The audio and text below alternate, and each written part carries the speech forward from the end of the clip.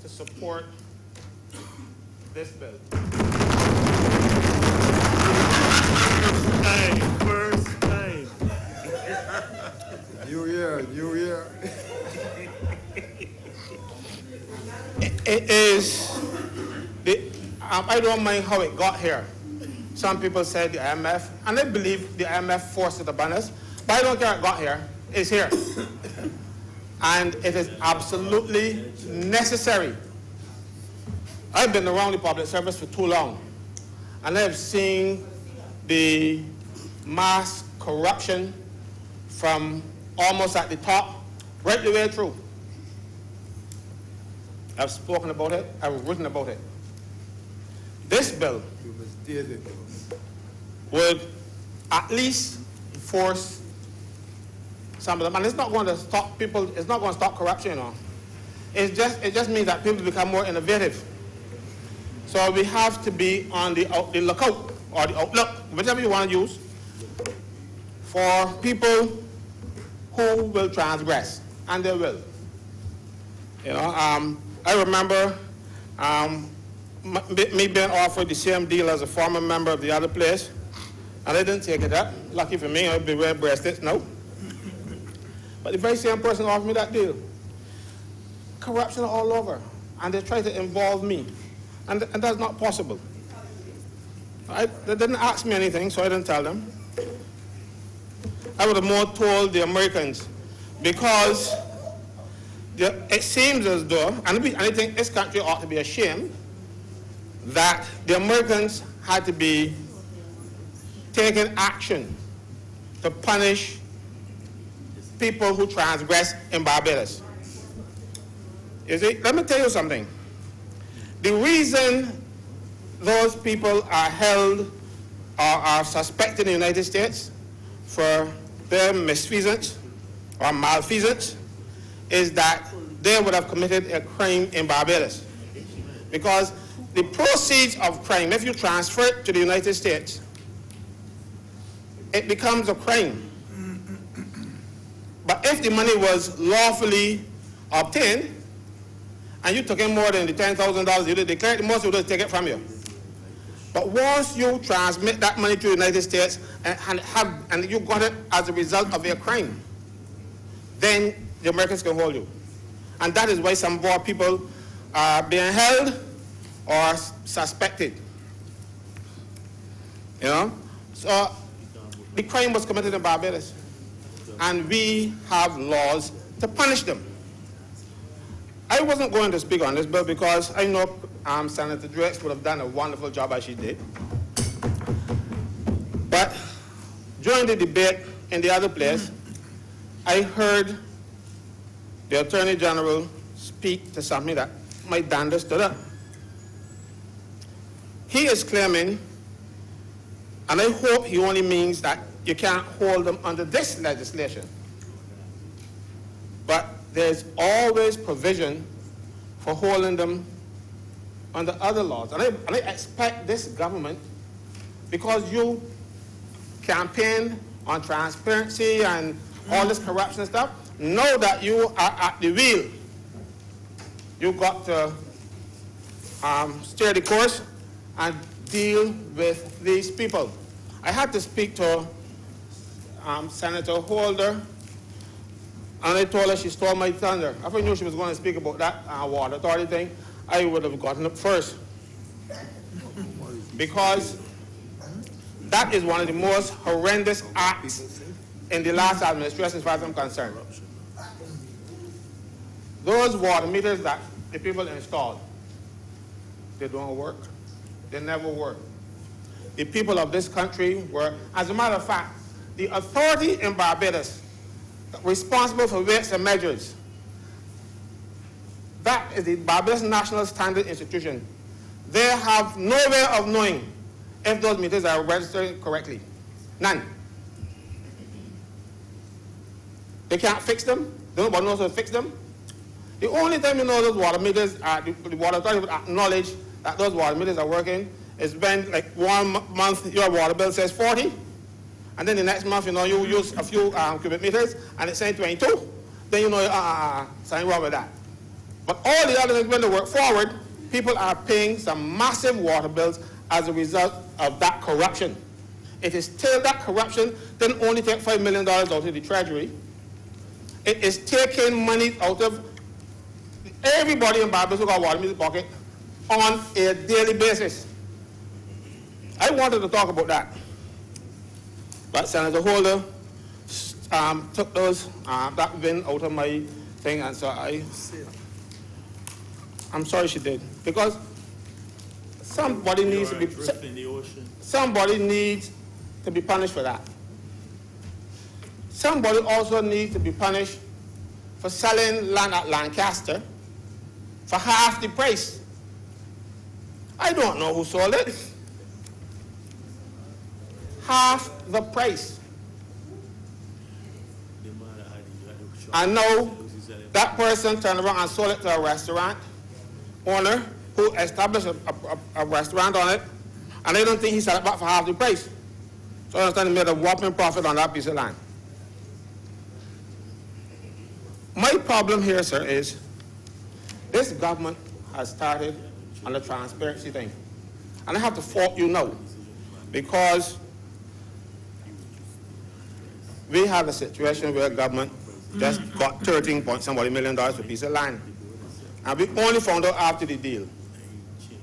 I am not getting into if it was right or wrong or stuff. I'm just saying it looks bad. If there's the Crown Vesting and Disposal Act, if you get away for these private treaty things, because when you have these private treaty arrangements, they always leave room for doubt. But if you brought it before Parliament, explain yourself, then it comes up here and we vote on it and say yes, nobody can fault you. That's all I'm saying. I am saying this $13 million for the land at Corvelly, I don't know if it should have been 13 or 30. I don't know. All I am saying to you, sir, is that we will never know because there was no transparency. That this government that is committed to transparency. I don't know if we are making sure we do these things before this act gets into place.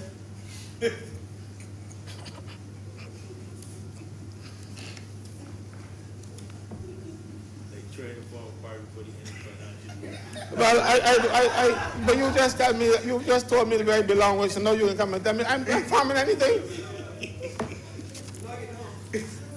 Sir, I started out by saying that these things are wrong. Remember I said the AG gave the impression that you can't do anything about that past corruption. That is not so, sir. A few years ago, the Attorney General of Belize brought two former ministers before the court, Florencio Marin and Jose Coy, or something like that. They were former ministers in the previous administration. One of them sold land at half the price to a company owned by himself. And the AG brought them before the court. To cut a long story short, they ended up before the CCJ. And the CCJ ruled that it was misfeasance in public office.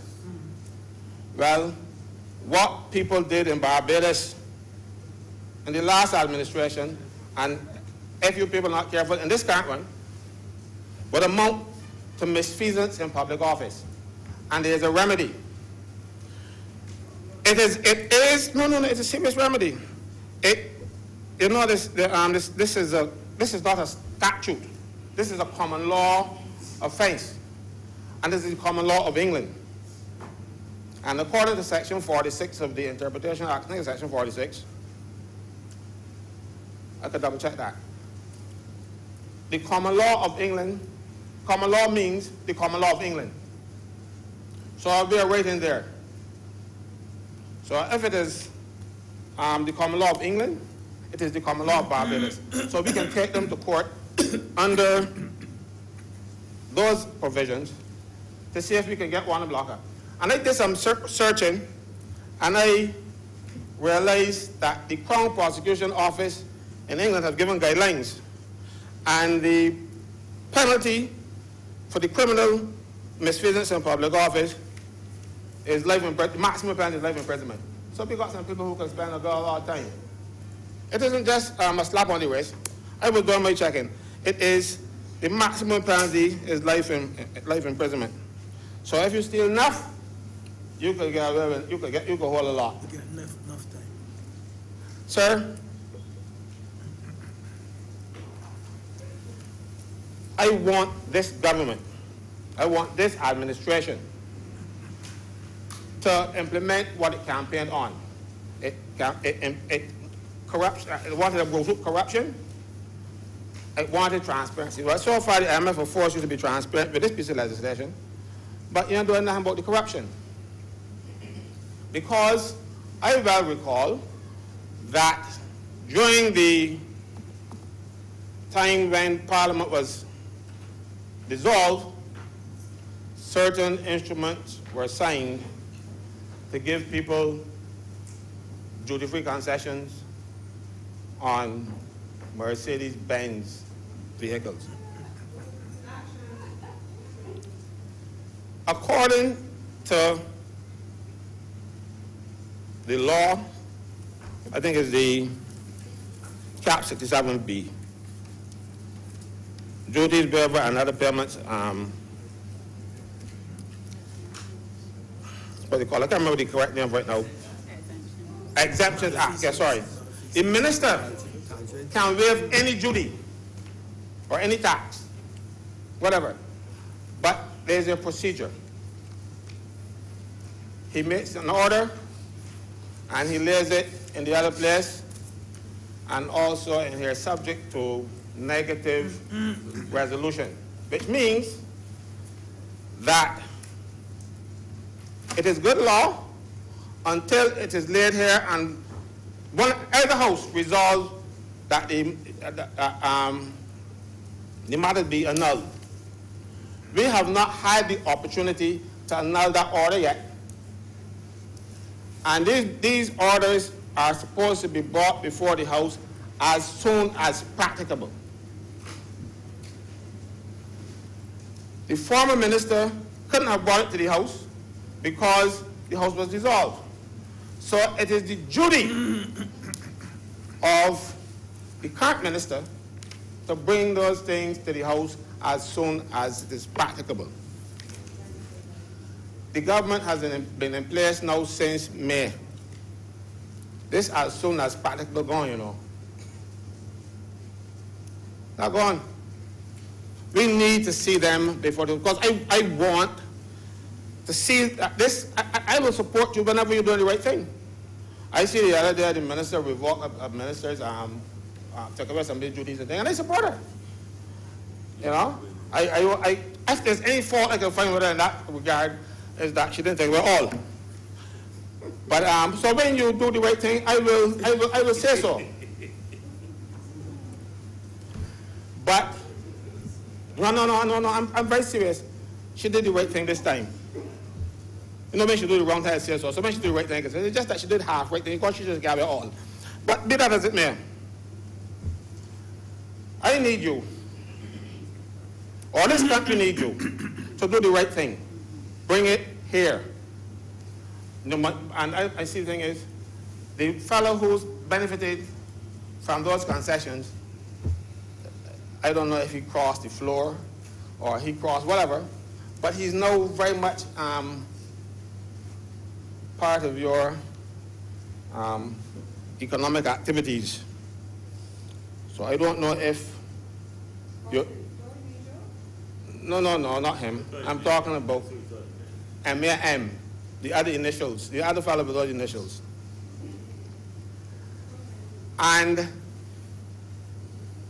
now since he's been included, I don't know if you're stepping back, but I need you to do what you promised to do. You promised this country that you will govern transparently, You promised to root out corruption.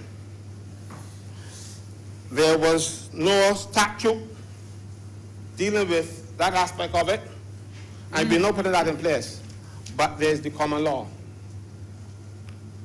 Mind you, they were saying there was no statute, but remember the 1929 Prevention of Corruption Act? They can hold them there too, but that's how the Americans hold some of our people.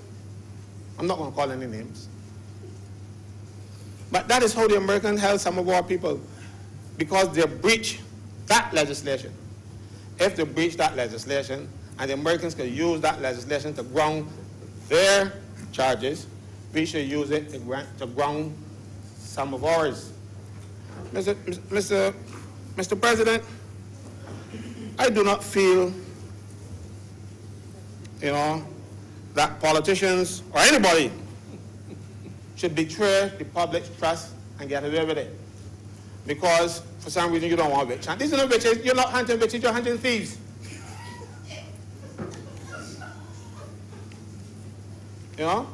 So please. No, I'm very serious. Go after these people who, look, a friend of mine told me, and I'm going to repeat this now, I mentioned it to somebody before that, sometimes a politician might put the hand and carry a piece of the pie. That last group didn't carry a piece of the pie. They carried the whole pie and the pie pan. And somebody needs to account for it, This legislation goes a long way to ensuring that people will think twice before they do it. But last time nobody thinking, every time they saw something that wasn't nailed down, they take it up. Every time they saw something that was not nailed down, they took it up. And we would be just as guilty as them if we sit down in this house or the other one and allow them to get away with it. There is enough law in Barbados to deal with it. And I don't subscribe to the fact that a politician he's getting pension.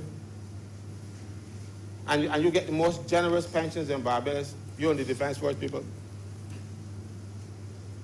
After 8 years, you get half your salary. After 12 years, you get 2/3. Civil servants got to work 33 and 30 years for theirs. And if that ain't enough for you, I'm sorry. They're not like senators, and the opposition senators and things who don't get nothing. They get good salaries. Opposition and independent senators. And even senators on the other side who don't have ministerial office or a parliamentary secretary. They don't get anything. But we don't go thieving. And they get good salaries in the context of Barbados. Barbados don't have a lot of money. So when you give a fellow $16,000 a month, a fellow who they're getting $0 a month before, because a lot of them were paupers, A lot of them were paupers when they ran, and they can't pay rent, can't pay child support, nothing. And then you get a job paying you $16,000 a month, and you come in here and steal? You know this about this? I want the government to honor the commitment that is made to the people of this country and to bring these people to justice. Water Authority, Transport Board, National Housing, and you name it. Wherever they had their hands, they put their hand in the cookie jar, and when the hands were full, rather than let go to break the cookie jar and bring out everything because they didn't let go, they took everything that could get to happen. What wasn't nailed down?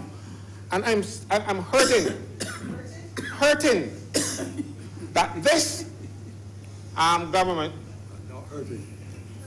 this government seemed to think that it was okay. You speak really pretty, make all the nice noises that you're going to deal with them and all this, but in the end, I didn't see no action. I want action. We have legislation to hold people coming. I want you to hold the other people, Look, right now, I'm sure if you dig somewhere, you will find more cookery. Because you don't find all. You don't find all. And thanks to the IMF, you know, I never thought I would be saying thanks to the IMF for anything. Because when the IMF comes to a country, it is devastation. But this IMF program has caused us to put measures in place to make sure that the kind of thievery that existed in the past don't happen again. Or if it happens again, at least we'll find it's easily detected. Let's see, I have here. Yeah, yes, you're almost right. Right? I just wanted to touch on an area where people believe that these things didn't exist. Some of the provisions you have here didn't already exist. Permanent secretaries always had the power to differ with the minister, but then when the minister decides, well, okay, you go ahead, the permanent secretary put it right in. It is under the Code of Conduct and Ethics, the Public Service Act. I got it on my computer somewhere about here, man. Well, I don't know why you persist in keeping certain people there. It says here, where a permanent secretary disagrees with a minister on a matter involving the decision by the minister or by cabinet, the permanent secretary shall place on record his disagreement with any decision or proposed course of action which the permanent secretary finds difficult to defend or which regards as inconsistent with his obligations to see that the administration of his department is carried out with due regard to the propriety of the proposed course of action, and he shall set out the reasons for his disagreement. And of course, then the minister can disagree or agree. That was there for a long time. The problem is, permanent secretaries were, I can't use what the term they would like to use, but let's say neutered. You know the imagery. They were neutered. When they had the guts or the gonads to oppose something that the minister says, you find the minister being placed in another ministry, the permanent secretary in another ministry, or given special assignments. When you hear a permanent secretary is given special assignments, that usually means he gets a newspaper and a desk. Nothing to do. And the problem is that because the Prime Minister is responsible for transferring permanent secretaries. So a minister disagrees with the permanent secretary, there's a disagreement. Minister tells the Prime Minister, I don't want him with me. You send someplace, because unless a permanent secretary has done something really gross, he's a permanent secretary. So he can't really do anything about it. Mind you, some of them have done things really gross, but they were in the wrong party or the right party at the time, and nothing happened. So we now have here a situation where the minister can feel it in his pocket. And that is a good thing. But we have to take off the reins of the permanent secretary, let him do his job. Because as much as you have it here in the legislature, you have it now in the Public Service Act currently, and you have it now in this proposed bill, if the permanent secretary is afraid to do his job, the minister can walk over and do what he likes. So we need to make sure that the permanent secretaries are unshackled. And when you unshackle them, you hold them to account. I do not believe that a person should be working with the government of Barbados, doing nonsense, destroying everything they touch, and because he has friends in one party or the next, he stays there and remains the permanent secretary. You have to account for your actions. So let's hope, sir, that this bill, when it becomes an act, changes the culture of the public service and the financial management aspect of this country to such an extent that people know their roles and they will live up to them. Excuse me.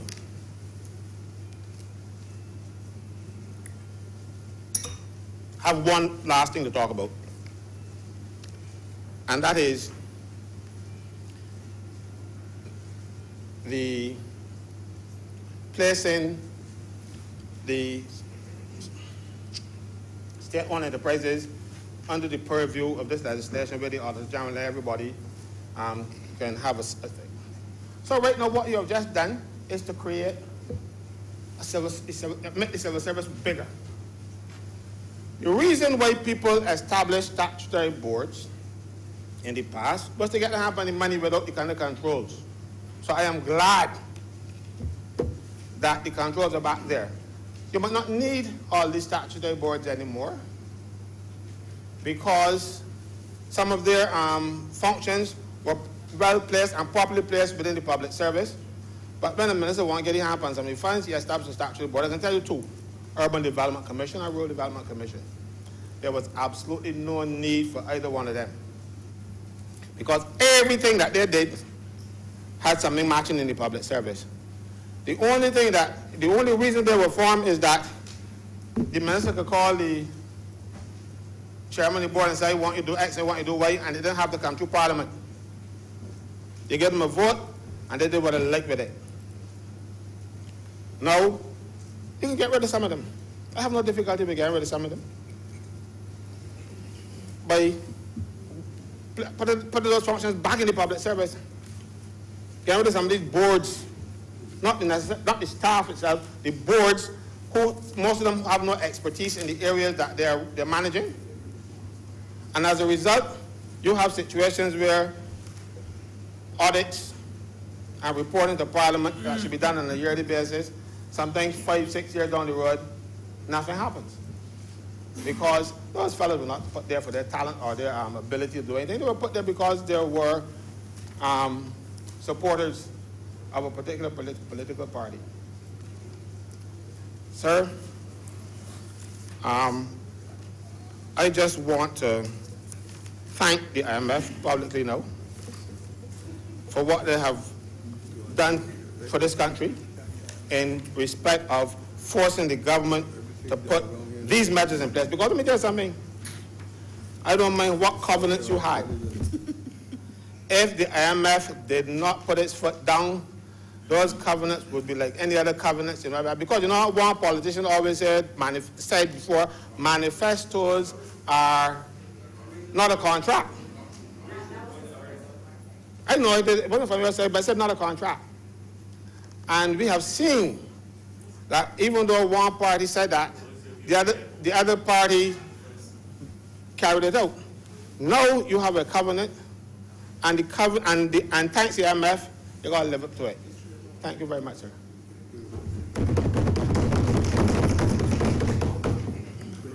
Thank you, sir. I recognize Senator Rudolph Greenwich. Thank you very much, Mr. President. It's one of the few times I've heard my name called in the right and proper way. Just to let you know, I've received letters from the Ministry of Education when I used to teach, addressed to Mr. Cappy Greenwich. Never used my right name. But sir, I crave this opportunity for speaking and for giving my full support to this public finance management bill. I heard the speech of the leader of the opposition when he spoke in the other place, and he described this legislation as an effort to sanitize the system. I liked that expression.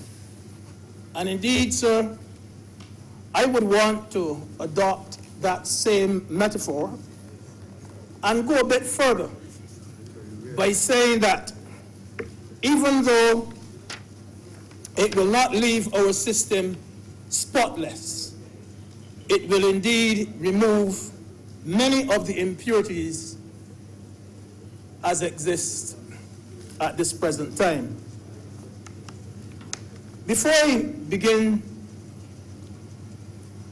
to make my full contribution, I want first to commend the Joint Select Committee of the two Houses of Parliament for their timely deliberations and the very businesslike way in which they worked to get this bill back to us. Very, very timely deliberations.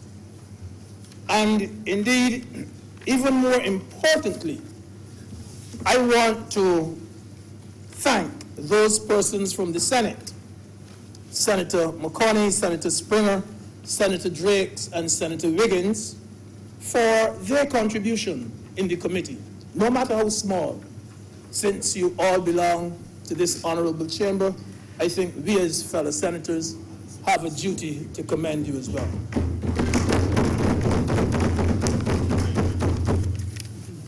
Mr. President, during the last administration's office, when they were in office, I, for some reason, became very, very close to a particular public officer. Public officer would always, more than talk to me, would always be complaining to me.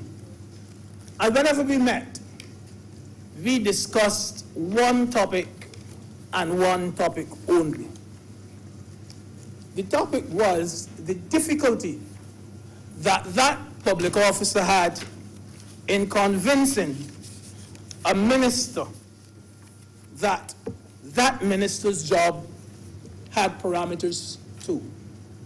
The minister never thought that his job had any kind of restrictions, any kind of limit whatsoever. Indeed, sir, things have got so bad that I remember suggesting to the public officer, I remember saying to him, look, you should actually prepare a handbook for the minister, showing him where his jurisdiction began and where it ended. It got very, very bad. And because of that particular situation, I even went further. And I suggested that all ministers should be given a handbook when they're taking up office so that they would know what their limitations really are. Because I was told of many situations when a particular minister was told not to do a thing in a particular way, to do it in the correct way, but the minister had insisted, no, I'm going to do it my way, the wrong way. Truth be told, Mr. President, and you know as well as I know, that some public officers are very scared of ministers. It's a fact. There are persons in the civil service who break the rules, and they break the rules only because the minister suggests that they should break the rules. Many public officers, as we know, do not have what Senator Franklin did not want to describe it as just now, the testicular fortitude. They do not have that testicular fortitude to stand up to ministers.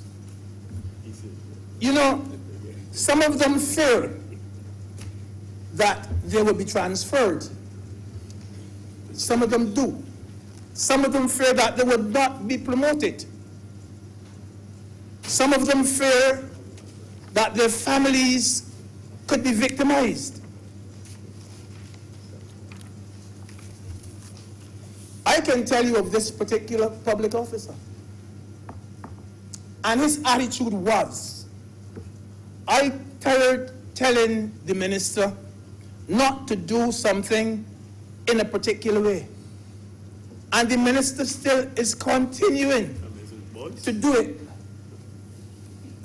To do it in the way he likes. Even now. Not now. And he said, so that is his business. I have nothing more to say to him. No, that is not the right attitude. His position was, I have nothing more to say to him. And he got fed up and threw his hands in the air virtually.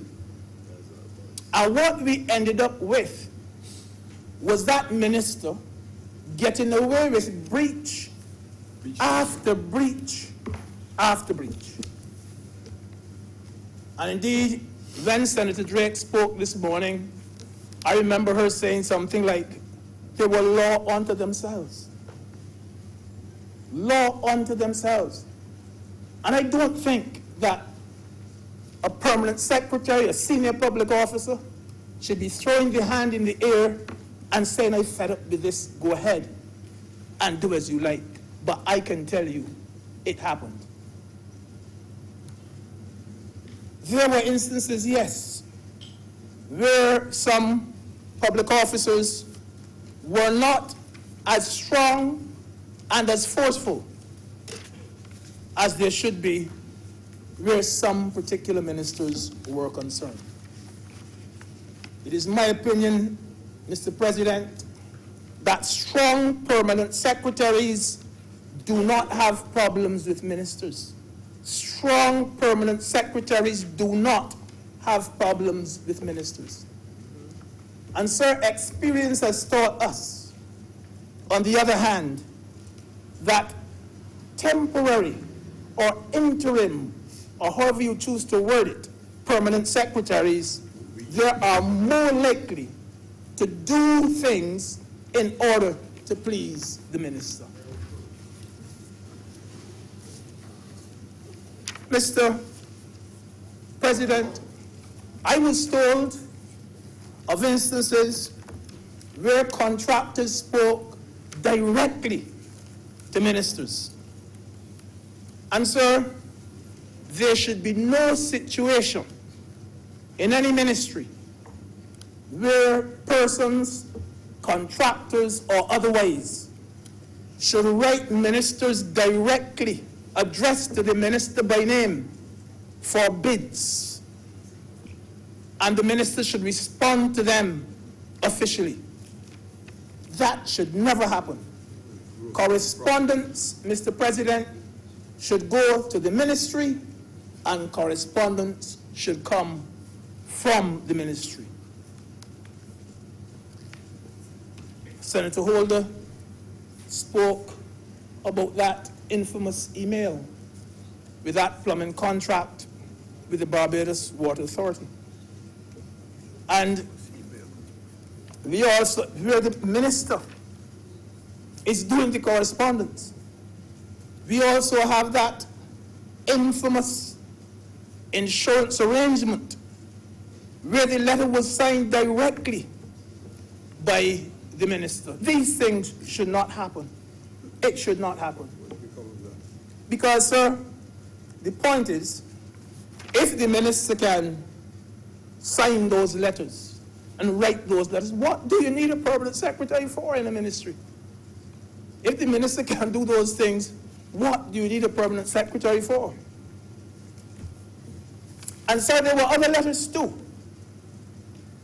which should have been signed by public officers, by permanent secretaries, which were actually signed by ministers. Those are not the only ones. It was something widespread going on. I was in court a few months ago on a matter, and I was shown a letter written by a former minister. And would you believe that that letter could very well now be evidence in a criminal trial in this country? I'll say no more on it. I'll say no more. Sir, the accounting department in a particular ministry actually genuflected, and money which was voted and earmarked for one purpose was routinely used for other self-serving purposes at the bidding of the minister. These are things that happened, and the record is there for all to see. Sir, ministers should not be making accounting decisions in a ministry. The ministers should have been told the ministry does not have any money allocated for your particular purpose. And the correct procedure could very well have been that you need to get supplementary financing for the specific purpose that you want, Minister. But certainly we cannot take from here to do your bidding.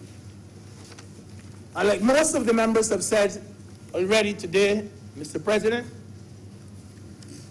the position should have been given by the Permanent Secretary saying, I have given you my advice. If you overrule me, a notation must be made on this file to that effect. And you can go ahead and you can do whatever you want after that. That should have been the position. Now, sir, because of this particular piece of legislation, if you do these things now, you may very well face a penalty. And the consequences of a minister throwing around his weight could be very dire. This piece of legislation, I do believe, sir, will be a definite deterrent to certain public officers and certain ministers. But remember that in Barbados, we can have the best and the prettiest piece of legislation imaginable. But when it comes to the enforcement, we usually have a problem. And that is my concern. I have known, for instance, that we were told the minibuses shouldn't be playing music, loud music and so on. And up to this morning, one passed me and nearly deafened me. It's the enforcement. That is the problem.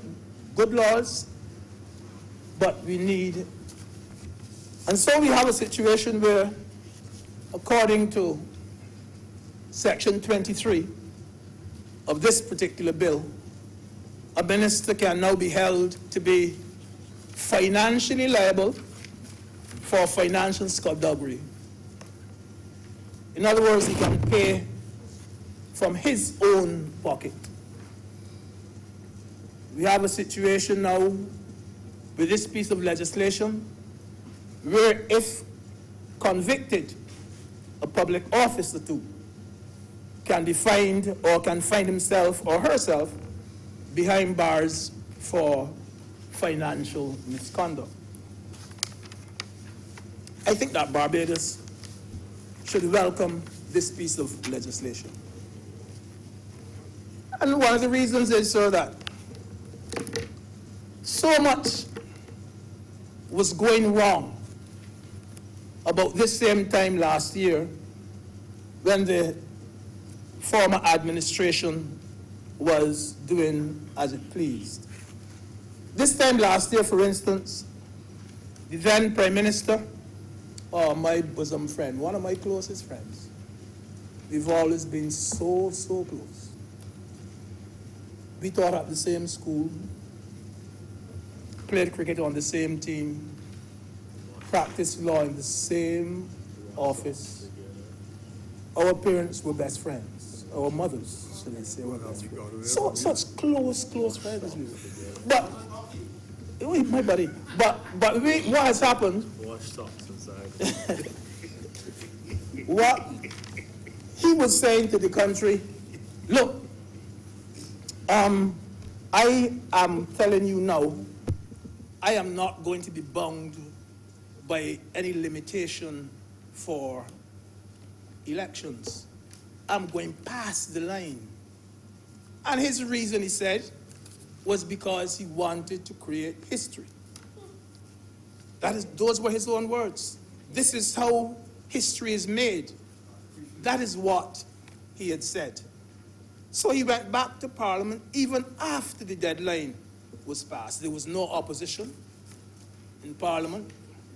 And they did whatsoever they liked, howsoever they liked. Did whatsoever they wanted to do in various ministries. There were some contracts for certain very selected friends, which still had another 2 years to go. And they still renewed those contracts, even though the contracts had not yet come to an end. They renewed those contracts. They signed contracts worth millions of dollars after the deadline. And it is for these things that I do believe that Barbadians would welcome this piece of legislation. Ministers allowed a particular contractor to procure every large-scale contract at about 2 ministries. Barbadians spoke out against it. They said the smell of rat. In doing so,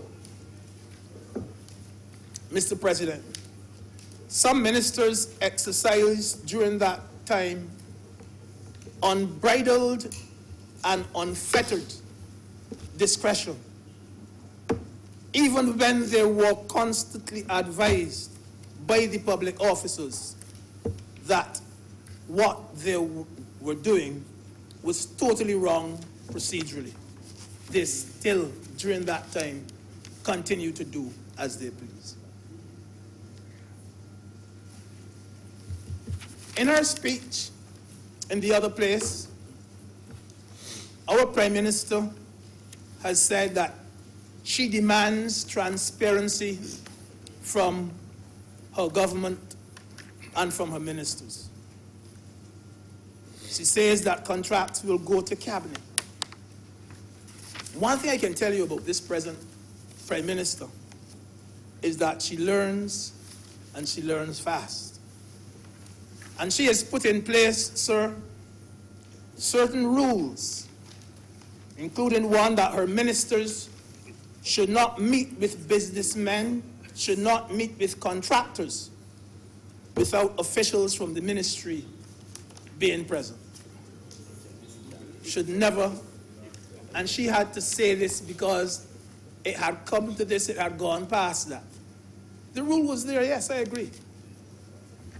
So, sir, this is a well-intentioned piece of legislation. But I'm going to take a little diversion here just for 1 minute. And I take that diversion, sir, because, truth be told, at least 2 of our staunchest, and I mean supporters of the government, supporters of the party, they have questioned the wisdom of bringing this legislation at this time. And I do it because I am sharing the observation. I am not one to conceal their concerns. And why I do it, I recall when I was a little troublemaker, maybe about 10, 12 years old, how my grandmother used to treat me. You know, she would always tell me, in fact, this particular day I recall it vividly, and she said, I'm going down by Marigold. That Marigold was the name of a lady up by us. And I left the window over the bed open. I see a batting, but if the rain come down, run and shut the window for me. Okay, okay, and I said, and she went ahead. I batting and saw rain coming. Not much. We play cricket through the rain. And when she came back and she bed was soaked. I don't know, all the rain like it falls through that window. And she called me and she said, and this is how she always operated, go and cut your switch. I would cut my switch, my own switch, And I go across, it's not the clam cherry, go the tamarind. And I went, and I cut my switch and I bring it back. And she went to work on my backside with that switch. But the point I am making is this. My own switch was used to beat me. And that is why I come back now to my two fellas from the party. They said that this legislation can easily, readily, it's there now, to be used against us, against our ministers. They said that this legislation will reduce a person's worth as a minister. They said it may even paralyze ministerial action because it encourages ministers not to act rather than to act. And they asked, why at this time would you want to be a minister with the sword of Damocles hanging over your head? Aren't we prosecuting ourselves? I share these concerns coming from within our camp. And they go on to say that from time to time, ministers will be called upon to make controversial decisions, to make difficult decisions, to make unpopular decisions.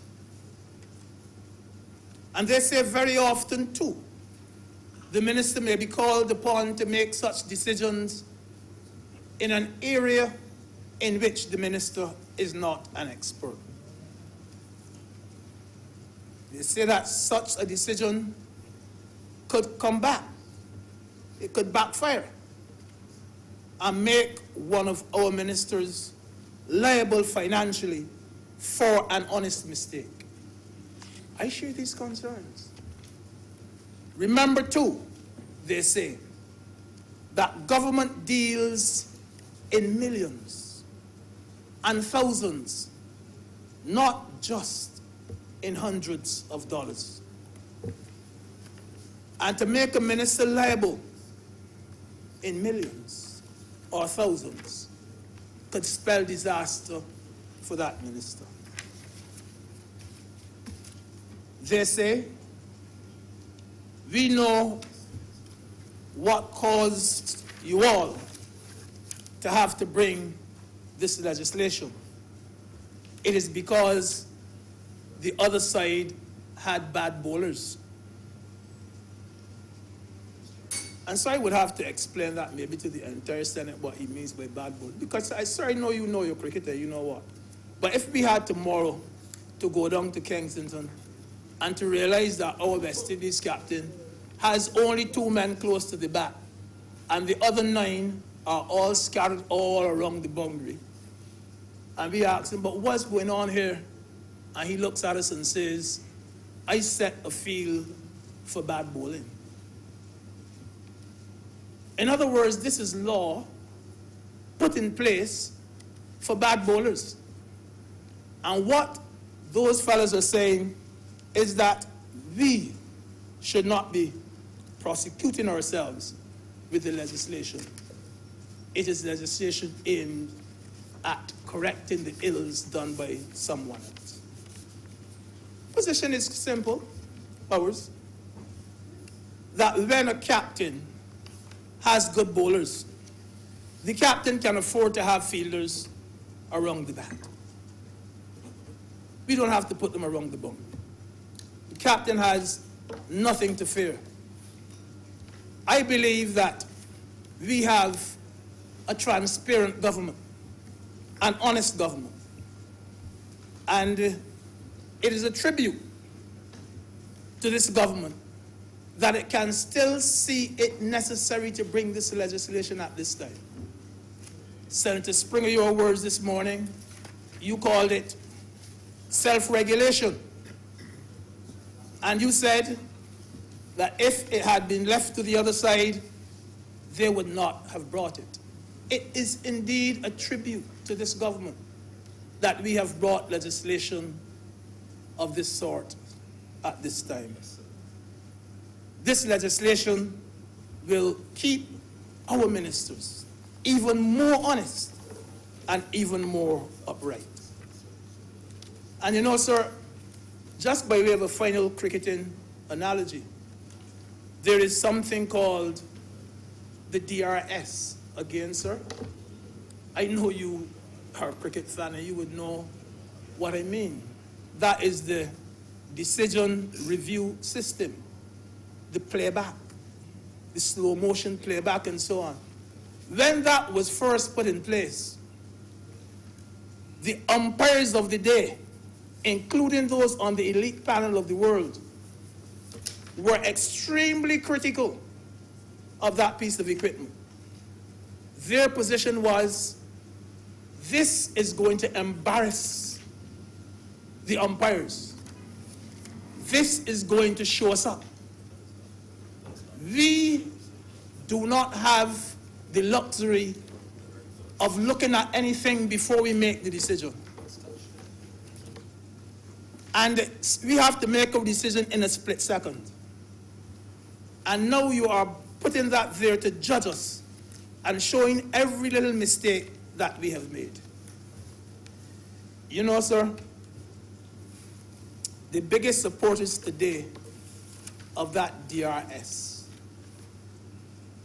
that decision review system, the biggest supporters, umpires themselves. The umpires themselves. You know, sometimes even before the team suggests that you go, they go themselves to get the decision. In other words, the ones in place now are the ones who support the DRS. The ones in place now are the ones who will support this legislation. The umpires are saying, this is the best thing since sliced bread. And I hope and pray that our ministers too will be able to say, this piece of legislation is the greatest thing since sliced bread. I hope that someday they would be able to say this about the Public Finance Management Act. It has my full support, and I'm obliged to you, Mr. President. Thank you, Senator Greenidge. I next recognize Senator Monique Tay.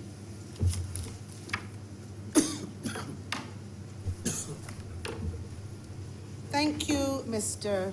President. I don't intend to be long, sir. I just have a couple of queries in relation to the Public Finance Management Bill. First of all, sir, and this is really an observation, this bill is 123 pages with 7 schedules. It is far-ranging and wide-reaching. And yet we are debating it in an afternoon, having suspended the requisite rule to allow that to be done. That always concerns me, because I would have thought that we would have spent a little more time delving into the details of a bill that is so unprecedented and bold, if I could quote Senator McConney.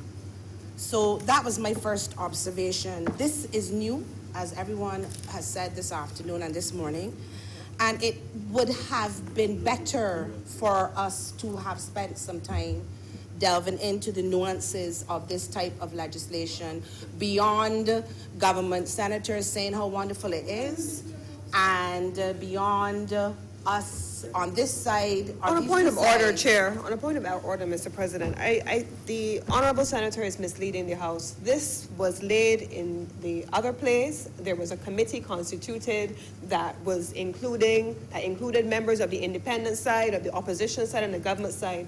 And to attempt to mislead the House into asserting that government senators had some kind of clandestine access to this legislation is incorrect. Mr. President, I in no way suggested that there was a clandestine anything on the part of government senators. What I said, Mr. President, and I do believe I'm entitled to my opinion, is that I believe that it would have been better for it to have been debated in full. I have not in any way cast any aspersions on anybody on the other side. I am talking about a full debate.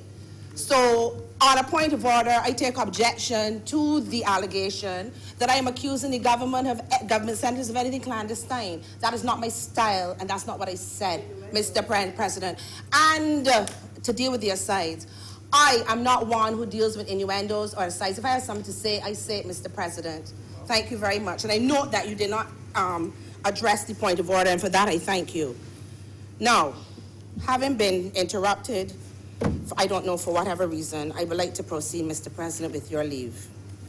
So we're talking about, and you know what, I also take offense, Mr. President, on that note, to the accusation that I'm trying to mislead the House. There's nothing that I said that could be deemed to be anything other than me saying that a piece of legislation that has 123 pages and 7 schedules could have done with a more in-depth debate rather than trying to get it debated and passed in one day. That is all I was saying, and that is all I am saying. So I don't understand any allegation of clandestine anything or misleading the House. That is my opinion, and that is my opinion, and I stand by my opinion. Well, you mustn't be too quick to take offense, you know. That comment is for who, Mr. President? For me or Senator Cummings? Generally for all of us. Thank you, Mr. President. I was around 24 years in Parliament, and I don't think that I ever took offense. Independent senators sat on the committee. I'm sorry, Different, Mr. but President, may I continue? That attitude. Okay, thank you, Mr. President. So we have this piece of legislation, sir, that introduces proactive risk management, it mandates accountability, and it is supposed to deal with transparency. And that is all. I think I'm speaking based on the introduction by Senator McConney, and it is encapsulated here, sir. Of particular interest to me was, and continues to be, sir, notwithstanding all of the provisions made for public finance management in this legislation. I'm wondering, sir, what is to happen as it relates to actually managing this process. I note that the role of the new Controller General at Clause 13(1)(d), and may I quote, sir, the Controller General shall be responsible for ensuring that all public entities and commercial state-owned enterprises adopts a proper system of accounts. Senator, Yeah? 1 minute. Yes, sir.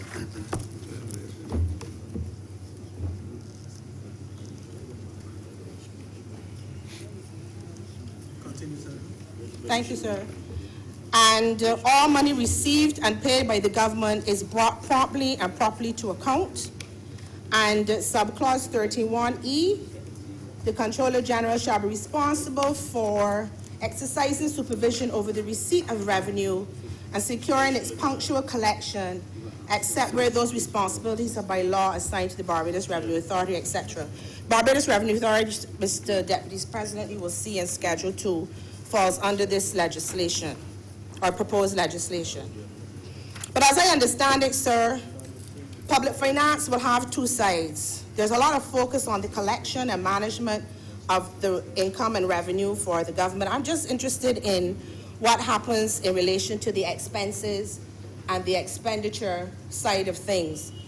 To be specific, sir, if we have to ensure that our finances are managed properly, I'm not seeing it here, I stand subject to correction, but how are we addressing income tax refunds, VAT return refunds, and the time within which they're received? I have a client who tells me that they're owed over $60,000 in tax returns, VAT returns, 30,000 of which is over a year old. So I am just querying and hoping that with this public finance management bill, that the properly and the proper system of accounts of all money received and paid by the government will speak to things like income tax returns, VAT returns. When you do a job for the government and, you know, there's a common statement, I don't like working for the government, they take too long to pay. I don't know if I heard it in this place, the other place, or in the news. I was under the impression, and I stand subject to correction, that the BERT program has defined the time frame within which bills are to be paid by government. I was made to understand there's a 30-day period. And I'm hoping that with the advent of this bill, that those things will be properly managed. And if they're not, just as how if you don't pay a land tax on time or your income tax on time, there are interest and penalties, will the government, by virtue of having all of this going on, be allowing persons to whom they owe either remittances or refunds, allowing those persons to benefit from interest and penalties as well? I'm just asking, Mr. Deputy President, because it seems to me that if we have such an airtight, organized, and structured piece of legislation in place to deal with the ills of public finance management, it should be then that the people for whom this bill has been devised for their benefit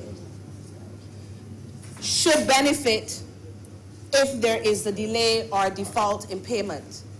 I'm hoping that we do have this proper was not defined, so hopefully proper does not mean a year.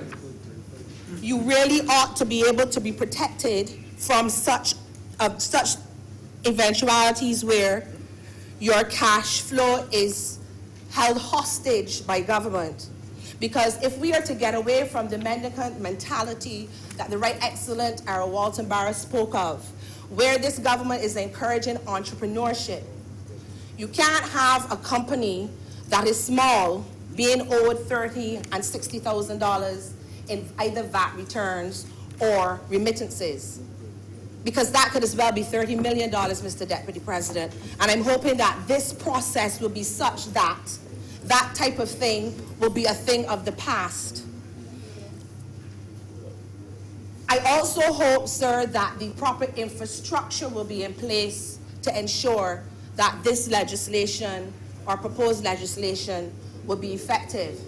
And the reason I say that, Mr. President, is because I happen to have knowledge in December last year, when persons were trying to benefit from the waiver, the moratorium that the Honourable Prime Minister spoke of in her speech in June of 2018.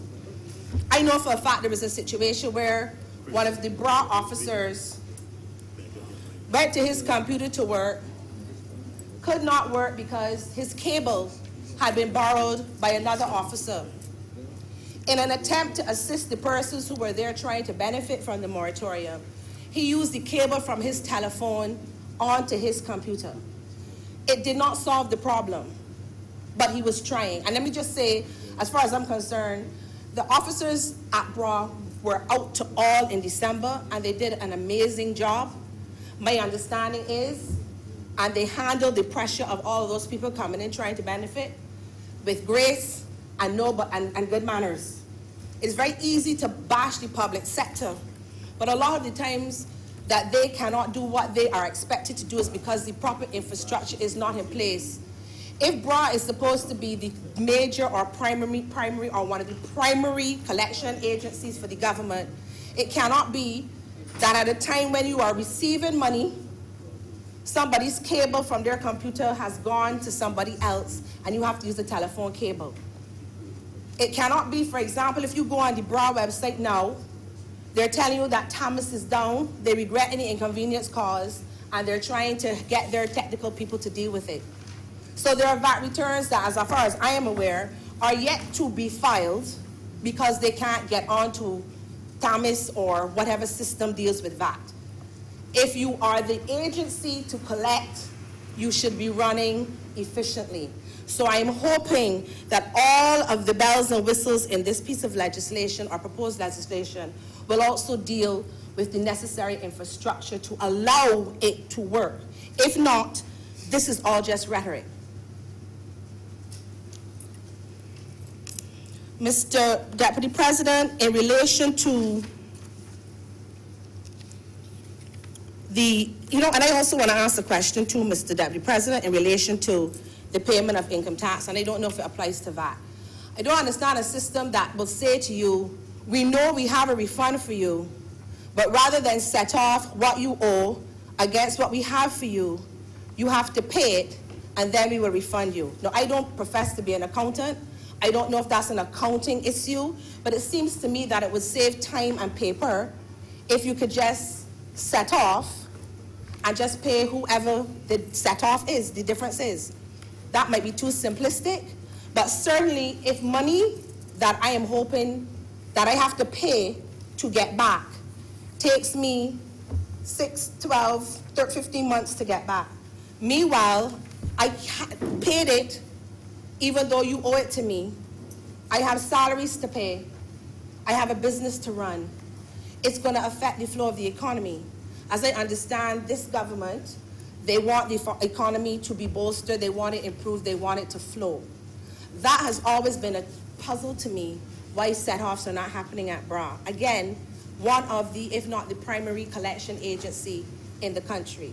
So that is another query I have as it relates to the public finance management of the country. And the, for lack of better words, the common sense of it all. You pay to get back instead of set off. I don't get that one either, Mr. Deputy President, and I'd be happy if somebody could assist me with that in a language that I can relate to. I also want to know, Mr. President, if it is that, I noticed that there were measures for failing to do this and for doing that, and the minister is going to be responsible for this, and these measures, $200,000 and so on. But if it is that I am correct and there is a 30-day period within to refund or pay remittances, is it that, apart from my query about interest, what are the penalties for the government failing to repay or the government failing to remit if they don't take on the suggestion of interest and penalties? Are you calling upon individuals to have to go to court, which is an additional cost?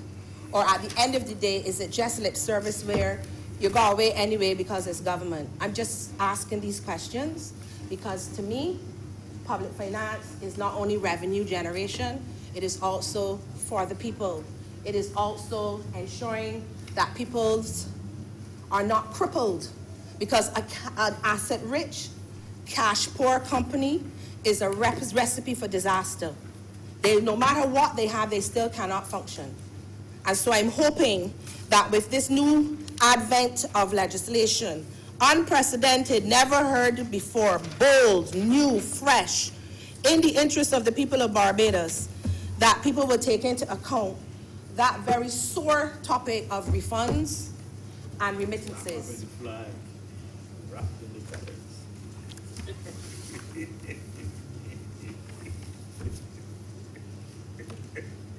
This is a government, according to Senator Springer, that knows what is right and will do what is right.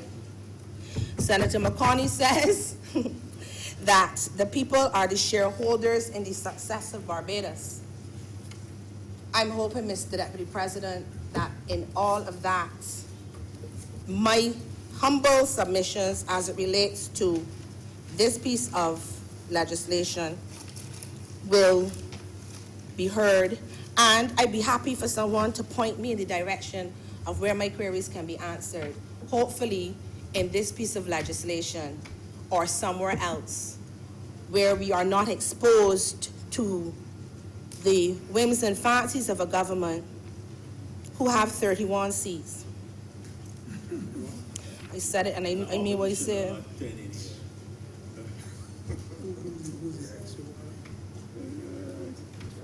Because it's even...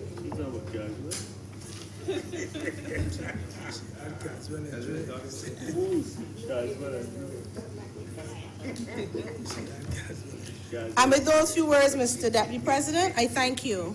Thank you, Senator. Thank you very much. The next next person recognized is someone by the name of Senator Lisa Cummings. Thank you very much, Mr. Deputy President. Mr. Deputy President, I rise today, of course, to join my colleagues and those on the other side of the table who have already spoken so eloquently and have made really great presentations as it relates to the substantial contributions that this particular item of legislation will bring to the landscape of Barbados. And I particularly want to single out the contribution made by Senator Crystal Drakes and, of course, in his maiden address to this House, our Senator Reverend John Rogers. I particularly also want to associate myself with the comments for the first time since assuming this office with our colleague senator also on the other side, Senator Caswell Franklin.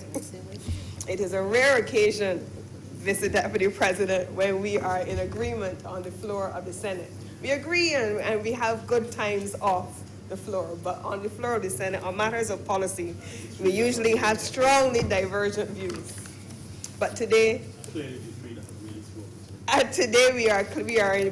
are in concert, Mr. President, and those have been the substantive contributions to date on the matter before us, titled Public Finance Management Bill. Mr. President, I want to begin my submission by making reference to a quote drawn from a report done by the Commonwealth Secretariat. It is entitled Guidelines for Public Financial Management Reform.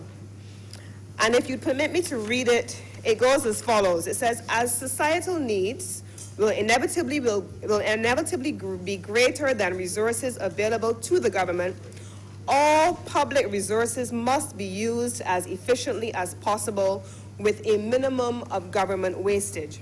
It goes on to say, Mr. Deputy President, that efficient financial management is central to creating a relationship of mutual trust and shared consensus between government and citizens that is at the core of the development process. Now, I wanted to start my comments, Mr. President, because we have been talking here about a significant body of legislation which is going to be added to our management and our governance landscape that has the potential to treat to the very standards that the Commonwealth Secretariat has established for countries like ours. They went on in elaborating on the specific provisions that need to then be brought into a codified body of legislation by identifying a number of principles.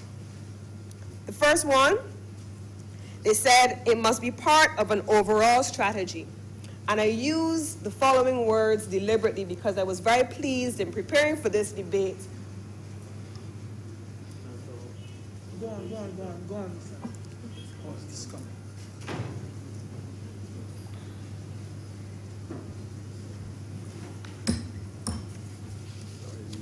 Of course.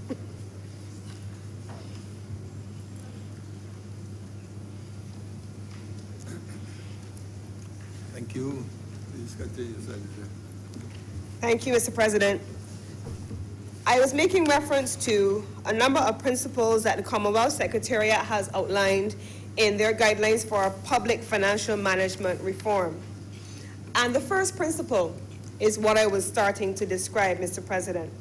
It said that it must be part of an overall strategy, which should be, and these are not our words, these are the Commonwealth's words, homegrown, and two, country-led.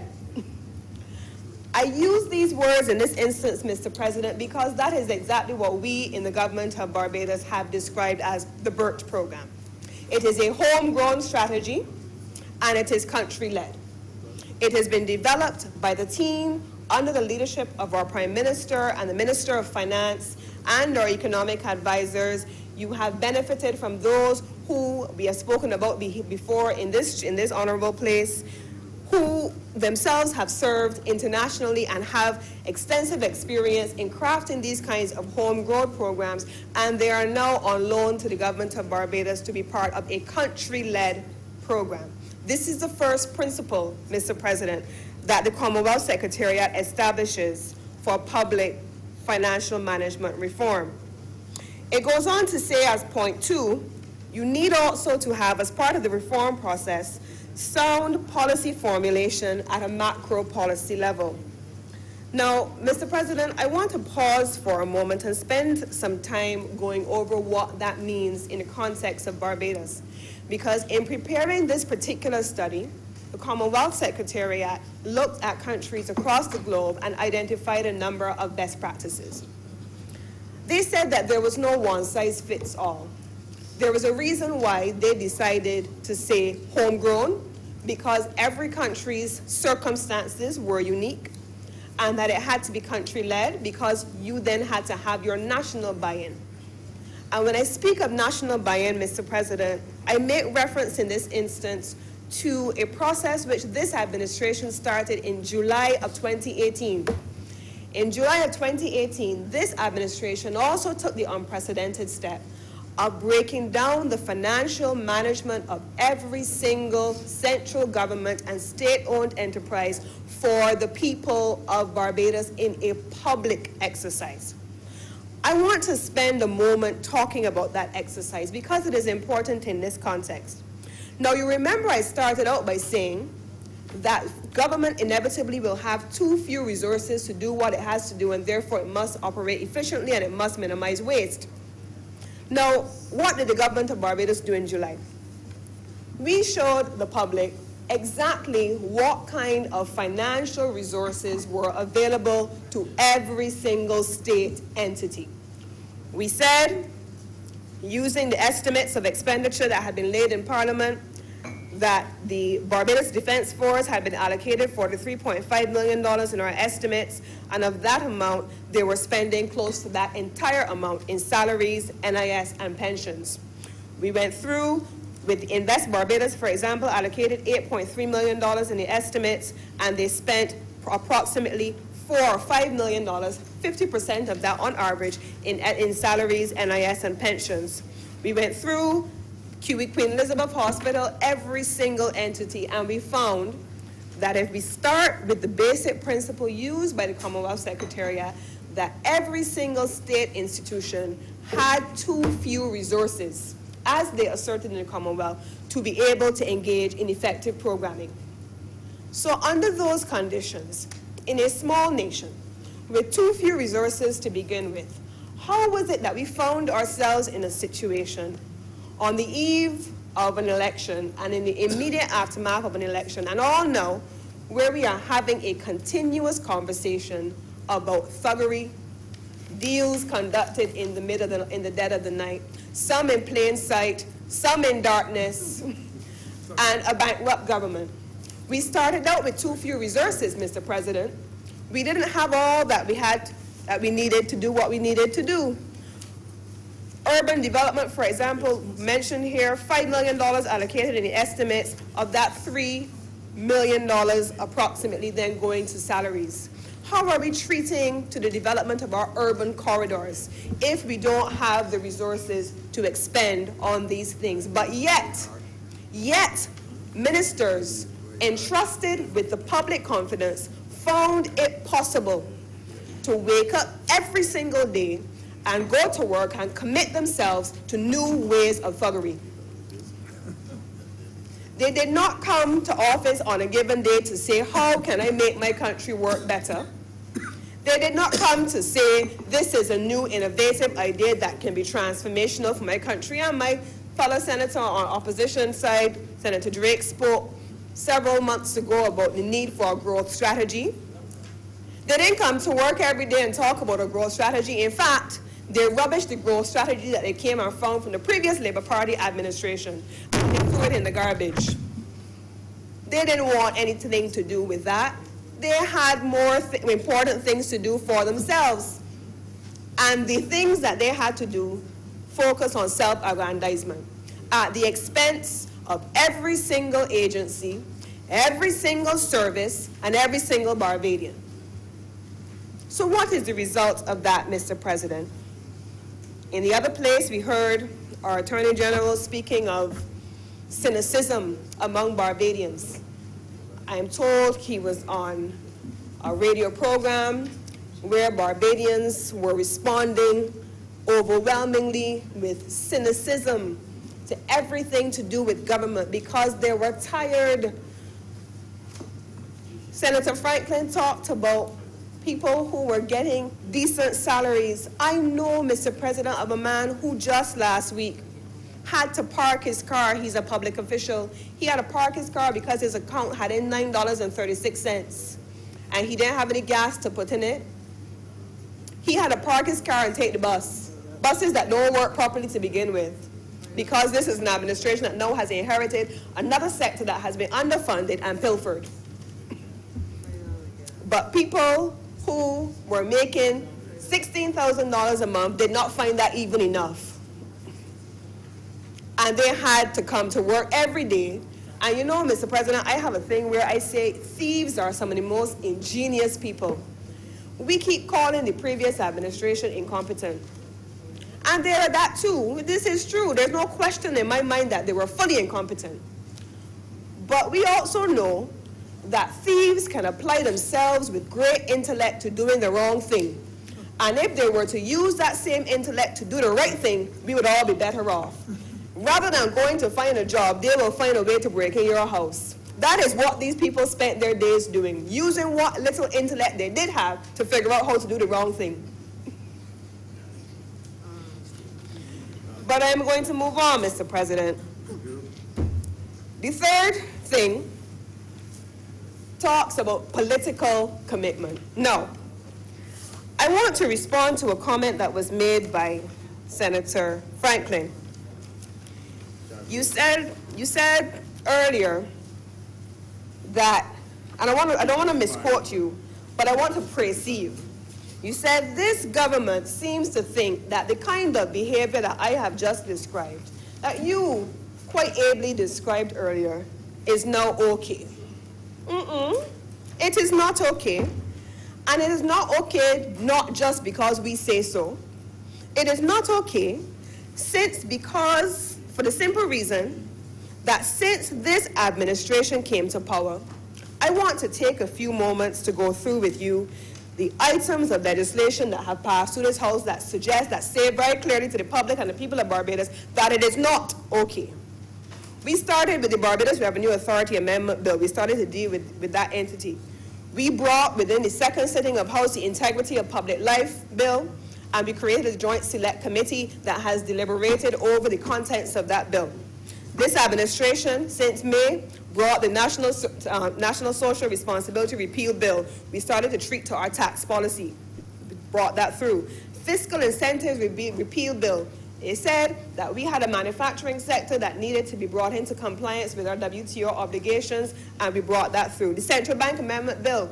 We started to cap what government could and could not do and make sure that the Central Bank was never in a position to be able to put Barbados in the position we're in now. It was not okay when we brought that bill. If it was okay, we would not be the ones that had brought that bill, and we would not have brought it to this place as well. We also brought an amendment to the previous item of legislation that preceded this one, the Financial Management and Audit Amendment. We had a series of amendments, or resolutions I should call them, which spoke to increases in public service salaries. And I raise that here only in the context of its connection to the Integrity and Public Life Bill, because the United Nations Convention on Corruption calls for adequate levels of remuneration for public officials to minimize the possibility of exposure to bribery and corruption. All right? And so we had not had a salary increase in 8 years. It was inadequate. It was just 5%. We knew that we could not do more, but we offered it as a gesture to say, this is the best we can do, and we're holding faith with you. If what happened before was okay, Mr. President, this would not be the administration that brought those items of legislation to this place. We are now ongoing in debate, and it has already been laid in the other place, and it is before this House, the white paper on planning law reform, looking at ensuring that those property transactions that have been so problematic and subject to so much corruption, especially in building contracts, that they're brought to book. and brought into right order. Those things happened under this administration in the 8 months that we have been in office, Mr. President. So I want to say to Senator Franklin that it is not what we say, it is what we have done that says that this is not okay. This is not okay. I'm coming to you on that. I'm coming to you on that, Senator Franklin. I'm coming to you. You also made reference to us locking up somebody. Now, Senator Franklin, I know that you have your eyes on shadowing the Attorney General's office and the Ministry of Home Affairs. I understand that, Senator Franklin. You have plans. You may say you want to shadow Labour, but I really know you have plans for the Attorney General's office. So you are a piece of lawyer. And because you are a piece of lawyer, Senator Franklin, Mr. President, because of that, I want to remind Senator Franklin of a basic principle in governance called the separation of powers. This place and the other place, we are constituted as the legislator. We don't lock up nobody. That is not our role. Under the principle of separation of powers, there is a separate arm of government that treats to that. And in this legislation, I wish to draw attention, Mr. President, to Section 72 and 75 of the draft bill, where it expressly makes reference to the role of the internal auditor and of the Auditor General. Let's start first, Mr. President, let me just find my page. I have it marked. Let's start with 72. It says, it speaks here in the chapeau to the role of the Internal Audit Committee at Section 72. And then at subsection L, it says to refer matters for consideration by the appropriate authorities, including the Director of Public Prosecutions, the Accountant General, and the police. It does not say the legislature. There is no role for the legislature, Mr. President. Further, Mr. President, at Section 75, subsection 5, it makes reference now to the role of the Auditor General. And it makes, again, reference to matters for consideration by the appropriate authorities, again, including the Director of Public Prosecutions, the Accountant General, and the police. Why is that, Mr. President? Because there is an enforcement arm of government, and it is not found in these places. And I wish to join, therefore, with Senator Franklin in calling for people to be locked up, but by the appropriate arm. It will not be this body. We have done our job. We have brought the legislation, the executive has set the policy, and we dutifully hand over to the appropriate bodies to do their jobs, to call people in for questioning, and to do as Senator Franklin has asked for them to be locked up if found of malfeasance in public life. The fourth point that the Commonwealth Secretariat, Mr. President, makes reference to is the empowerment of key institutions. The empowerment of key institutions, Mr. President, is covered in great detail also in the bill. There is an entire section which speaks to roles and responsibilities, Mr. President, and it outlines those roles and responsibilities specifically in Part 2 of the legislation. It speaks of the role of the minister responsible for finance. It identifies the specific roles of the Comptroller General, which is a new entity used in this legislation, the Permanent Secretary, the role of the Accountant General, and the role of the Chief Executive Officer as defined in the legislation. Those entities under the legislation have been empowered. It then goes on to talk about in point 5 as a fifth principle, reform being managed using best practices. Now, when I go through this legislation, I see specific reference being made to not just best practices, but very specific best practices and international best practices. So, for instance, we have a clear reference where the role of the Auditor General and the Internal Audit Committee is to identify appropriate standards for accounting procedures, for ensuring cash flow management. All of those things are ably laid out in the legislation, specifically in Section 4. Finally, it says progress must be monitored. Sections 105 to 119 also cover this, and I want to spend a moment to speak about the schedules, because this is an important part of it for people like me who like to see reports done. Schedules 4 and 8 warmed my heart, Mr. President. The fourth schedule spoke about what should be contained in a mid-year review report. The fifth schedule speaks about the contents for the annual report for state-owned enterprises, and I'm sure my colleague, Senator Springer, spoke about how in the past ministers have used state-owned enterprises for all kinds of purposes other than that for which they were constituted. I'm especially intrigued by the sixth schedule. The sixth schedule speaks here, as drawn from Section 8 in the legislation, about the contents for the pre-election economic and fiscal update. Now, we constitute and represent a government that came into office on the 24th of May. In every international scandal, you typically hear about Watergate, this gate. We should call May Maygate. Why? Because all kinds of things happened in May. We talk about the lost decade, but May is a serious month.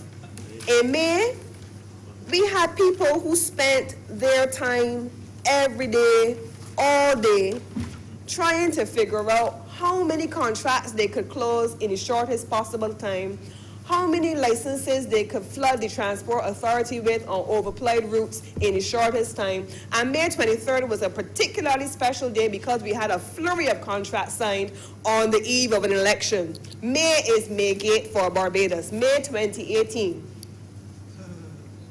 That is what was spent, that was what happened in May in this country. So I am particularly encouraged by the sixth schedule in this legislation, which calls for there to be the preparation of a pre-election economic and fiscal update. So no government would ever find itself in a position like we have found ourselves, where you go through every single entity. And I've heard the Prime Minister say that only now in the process of estimates, after going through line by line by line, expenditure by expenditure, do you realize that the problem was still so grave? No government, not now, not ever in the future, should ever find itself in a position where that is the reality. And so the sixth schedule, specifically corresponding to Section 8 of the correspondence of the legislation, is a flagship move in this country. And I wish to commend the government of Barbados for introducing it.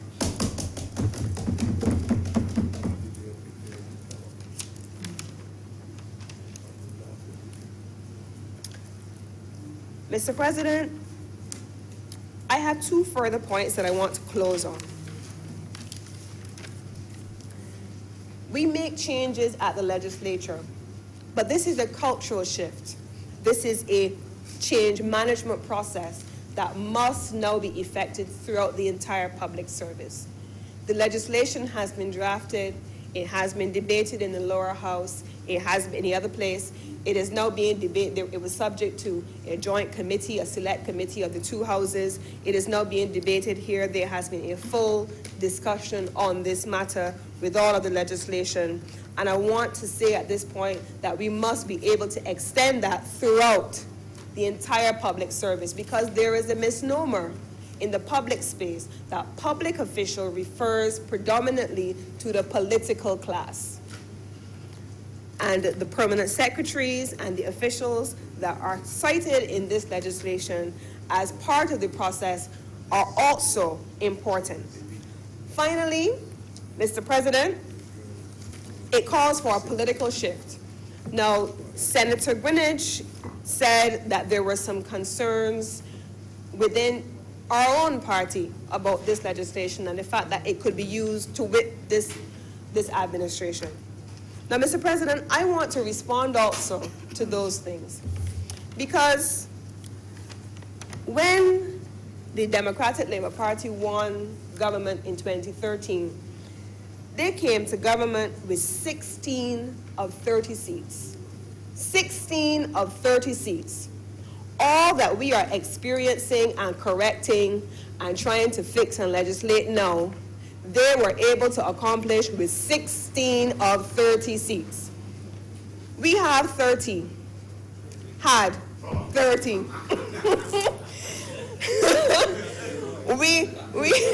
We may have found ourselves used and abused and discarded, but we had 30.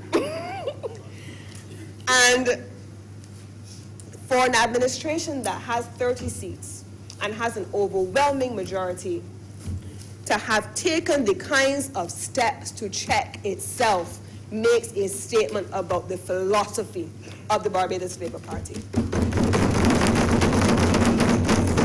It makes a statement about the kind of politician that you are confident you are bringing along in this Barbados Labour Party. Because there are those who talk about the creation of recently formed new parties that have not yet been publicly named. And they were quite confident to say in the public space, Mr. President, that they don't have any persons over there because they don't fit the ideals of their party. And I have to say, Mr. President, that I was confused by these ideals. Because what exactly were these ideals? These ideals were so strong that despite everything that was done to this country, not a single boy stood up and said, not me and that I'm resigning. Not a leader reshuffled the cabinet to say, move him from there and take his hands out the cookie jar. Not a leader said, not about here, and trim responsibilities or change responsibilities. Which ideals are these again? Clearly, the public of Barbados told you on the 30th of May, on the 23rd or 24th of May, we don't share your ideals either. Because you have no philosophy, you have no integrity, and when it counted most, you did not stand up for the people of Barbados. Not one of you individually and not any of you collectively. Not one of you individually stood up for the people of Barbados and say, not that contract, don't sign that, don't do that, not me. If you do that, I'm leaving. Not one of you. So I would like to see any of them stand before me and talk to me about ideals. What ideals are those? But what I can tell you is that the party represented on this side has demonstrated by its actions what our ideals are. And we have a strong legislative agenda already before us in a matter of months, which put pay to what those ideals are. And I am saying here, Mr. President, today that the demonstration of this body of legislation and the commitment that it represents to a philosophy of integrity and honor and service and the public good and protection of the public first purse is what will characterize this Barbados Labour Party administration. And for those reasons, Mr. President, I wish to lend my support to this body of legislation. I'm obliged to you, Mr. President.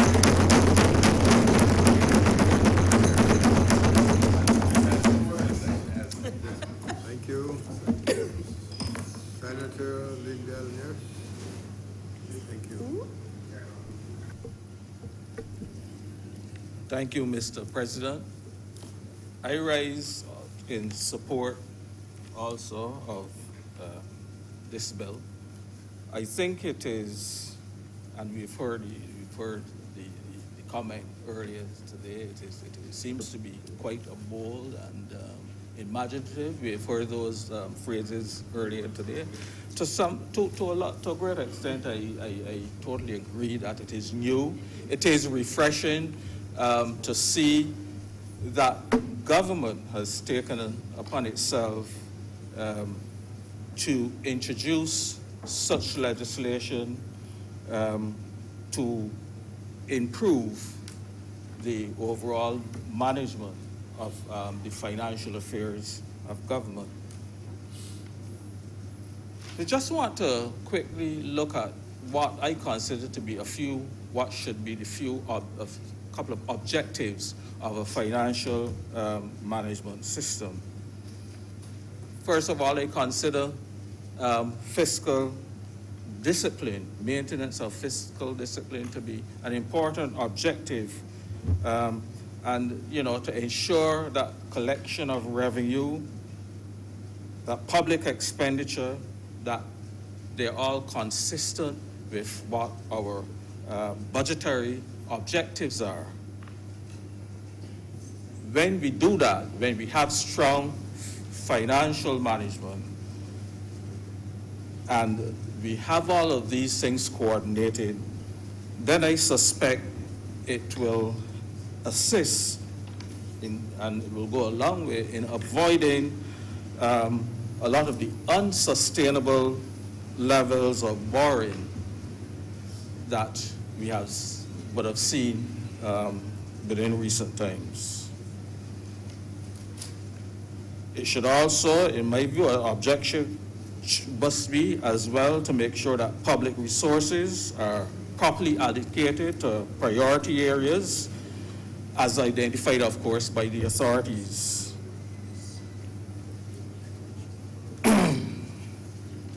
And I believe I heard mentioned this morning by Senator McConney in introducing the bill.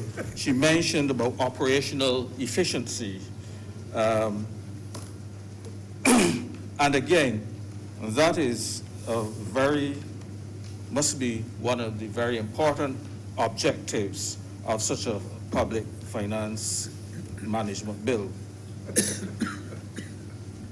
And of course, transparency must be also a part of that process, with information accessible to the public, and with proper checks and balances and accountability. And the other aspect I think is necessary and important objective in the financial management bill must be evaluation systems, which must be in place to ensure and monitor that outcomes are in line with the plans. So does this bill achieve any of those objectives that I suggested? I think by and large we can say yes. We have seen the introduction, certainly in this bill, of measures which aim to increase or to improve the transparency of government operations. And I think that it is a good move.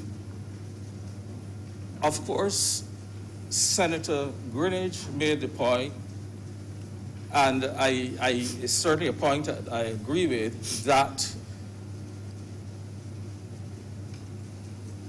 enforcement is always an issue with legislation. You can have the best of legislation.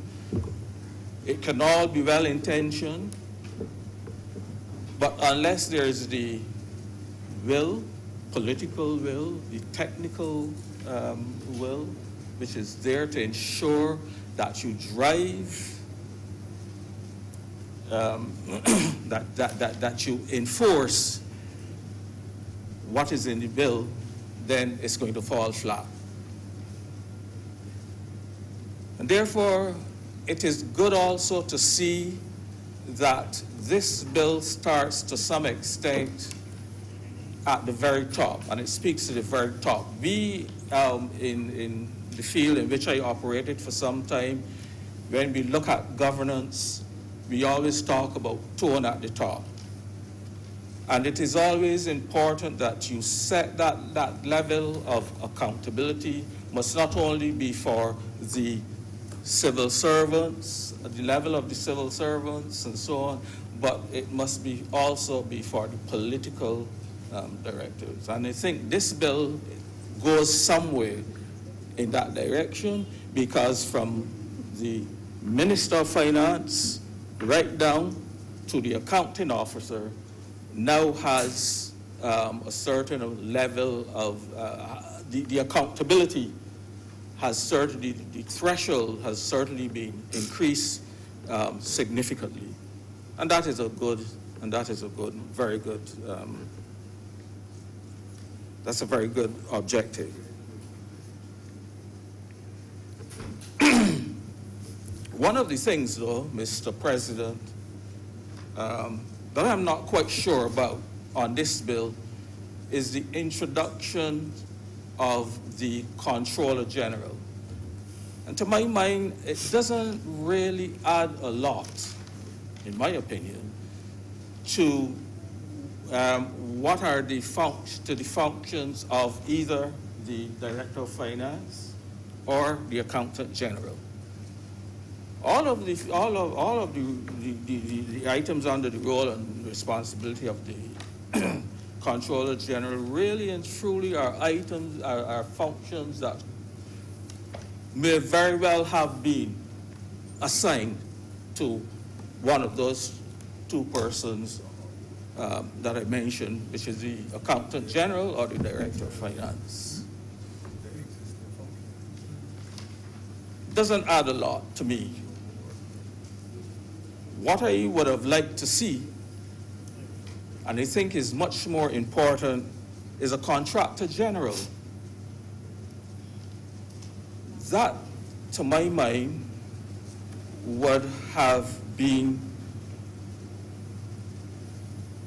much more key to achieving stronger management in terms of the public finances. It has been suggested, and I can just say it's been suggested in some studies that in excess of sometimes 30% of government's expenditure is in procurement. When you take out salaries and wages and so on, in excess of 30% is on procurement. And therefore, unless properly controlled, government expenditures can easily get out of hand. Particularly when we deal with capital expenditure. And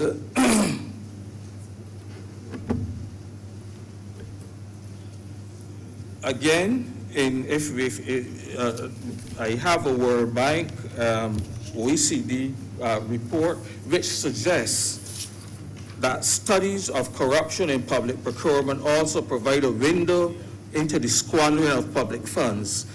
Several international research projects have gathered data that reflects what is often common knowledge, that corruption in public contracts in areas such as construction is widespread, and that the cost of corruption can be greater than 20% of the total original contract price. So we need that aspect, I think, as part of our overall, and it should be looked at as part of the overall financial management. It should be integral to the management of our financing. It is suggested in the same report that strengthening procurement can potentially generate enormous savings, especially in developing countries. Improving the performance of national procurement systems even slightly could in many cases generate enough savings to move the pay for the cost of the reform programs itself and leave significant amounts of money left over to increase, example, social spending. So I trust that in time, government will have a look at this area and see the wisdom in having a contractor general.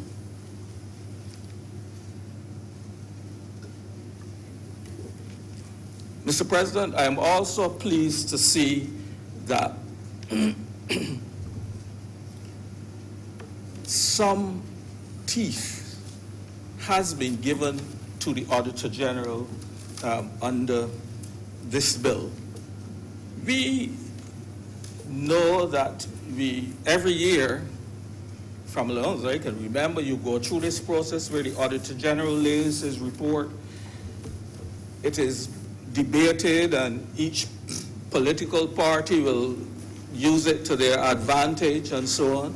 But then at the end of the day, it is put into file 13. Nobody takes the Auditor General seriously, and that is the end of it. And so we don't really see the benefits that we should see of those reports in terms of improvement in our management, financial management processes.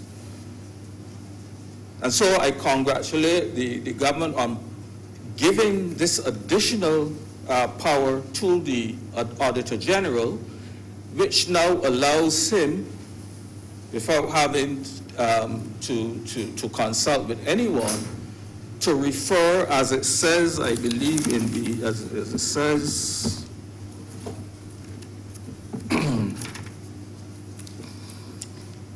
under section 71, it says, the Auditor General will refer matters for consideration by the appropriate authorities, including the Director of Public Prosecutions, Accountant General, and the police, where the Auditor General has made a decision that a referral is necessary. That is important. I believe that this should also assist greatly in improving the fiscal discipline, and that now accounting officers, ministers, politicians will now perhaps take more seriously, much more seriously, these reports of the Auditor General, as they can have implications for some of them. And I trust that the Auditor General will have the will to do whatever he has to do as he sees necessary.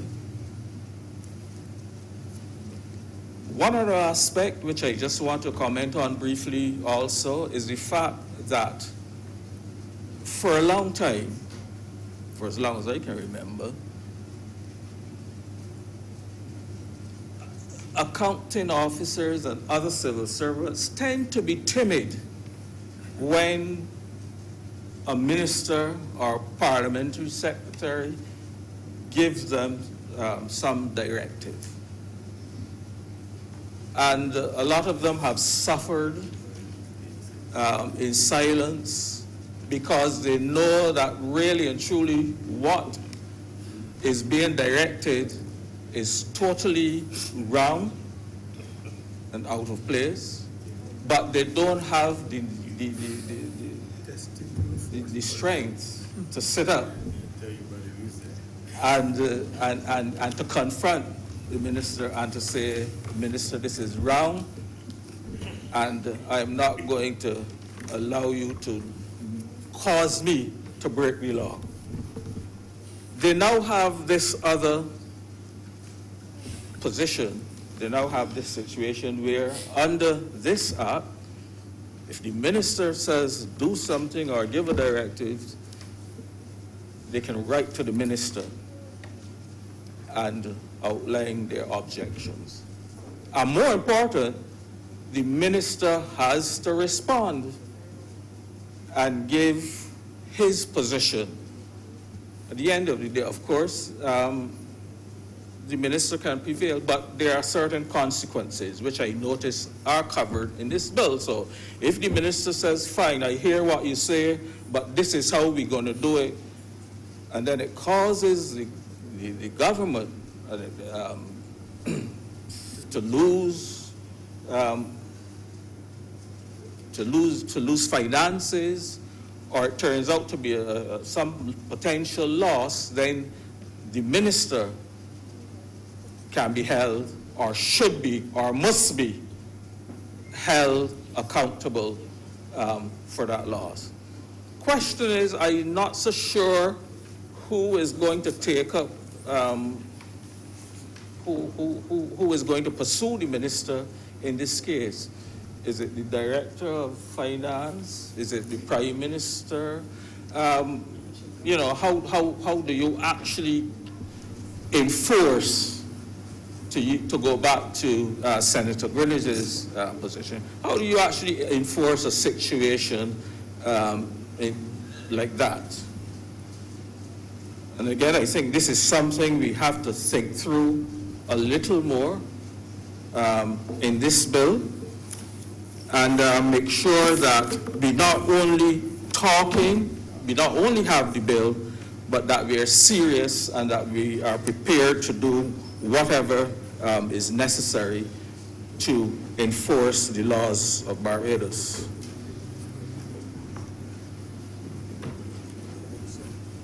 I notice also in this act, it touches on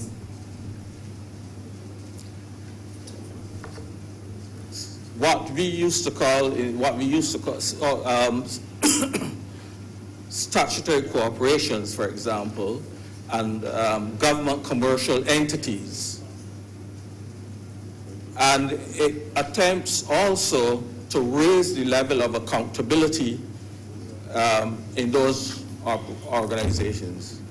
And that is very important as well. I mean, and there's no doubt that governments have, and I'm saying governments, not any particular government, but governments generally have used these organizations to be able to get through some of their political desires. And you know, if there was something you had difficulty in doing in the ministry, you see how you could get it done in a statutory corporation. But again, this bill also has added strength and requirements for those organizations such as those to come in line. I note, for example, and it has been a bugbear for years, where you have these government entities that fail annually to produce audited financial statements, which is a requirement when you look at each act of all of these statutory organizations. There's a requirement to produce audited financial statements within 4 months of the end of the financial year of the entity. But yet, most of them, I dare say, are probably 6, 7, 8, 9, 10 years in arrears in terms of producing that financial, those financial information. So, will this bill cause that aspect of the management of statutory enterprises to improve? I certainly hope so. And this, I believe it says that they are required to submit information within 7 months, I believe it was, within 7 months. They're required to submit all these various reports and financial information. What I'm suggesting is that why not stick to the 4 months which they're required to do under the law, under the law which they're enabling legislation anyhow. And make sure that we enforce those requirements.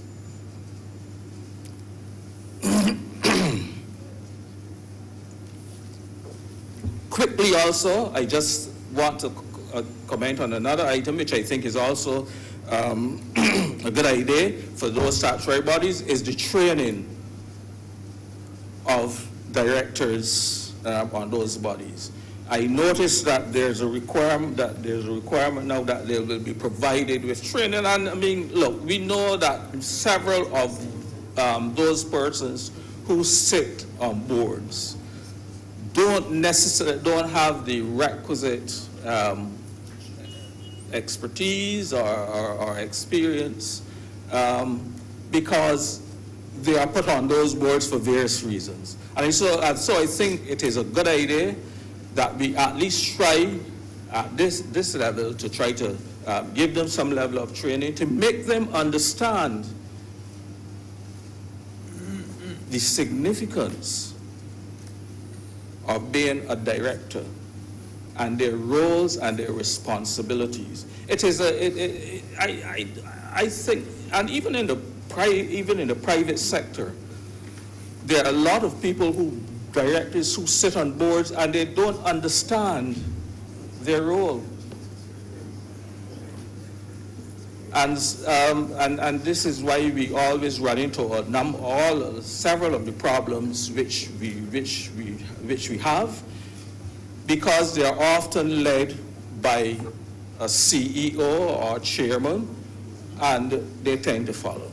So I hope that this training will not just be some, little training, but it'll be serious thing to impress upon such directors the importance of the position which they hold. And finally, I've also noted the requirement for these statutory organizations to have a public meeting. I believe it's once every 2 years. You don't see why it shouldn't be every year, though, because as a matter of fact, some of these entities are in fact operating under the Companies Act. You have, for example, Gaia Inc., you have, for example, Barbados Port Inc., and a number of others that come under the Companies Act. And they're required to hold meetings every year and to produce directors' reports and annual audited financial statements to the shareholders. So I think that it should be incumbent on all of those public companies to every year have that meeting and to present to the shareholder government and in an open forum so that any member of the public can come in and hear their reports and and ask questions as well. So I think government is moving in the right direction in terms of improving the financial management, Mr. President. And I trust that as we go on, areas where we can see improvement, we will come back and do the necessary amendments as necessary in order to improve our financial management. And with those few remarks, Mr. President, I am obliged to you.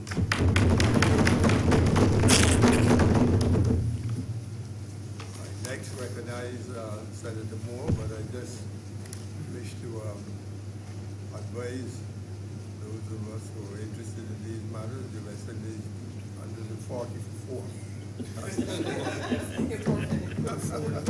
Which is good. 44 still. Jesus, 54. Mr. President, I too rise in support of this bill, and I concur with my fellow senators who are all in support of it, including the two opposition senators.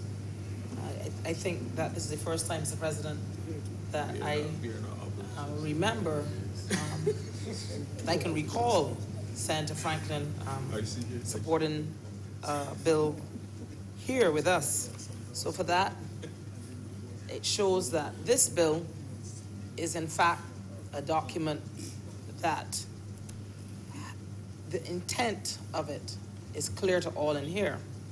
I know there was some apprehension by one of my fellow senators about whether or not we should just spend, as I think they put it, one afternoon debating it, or one day debating it. Now,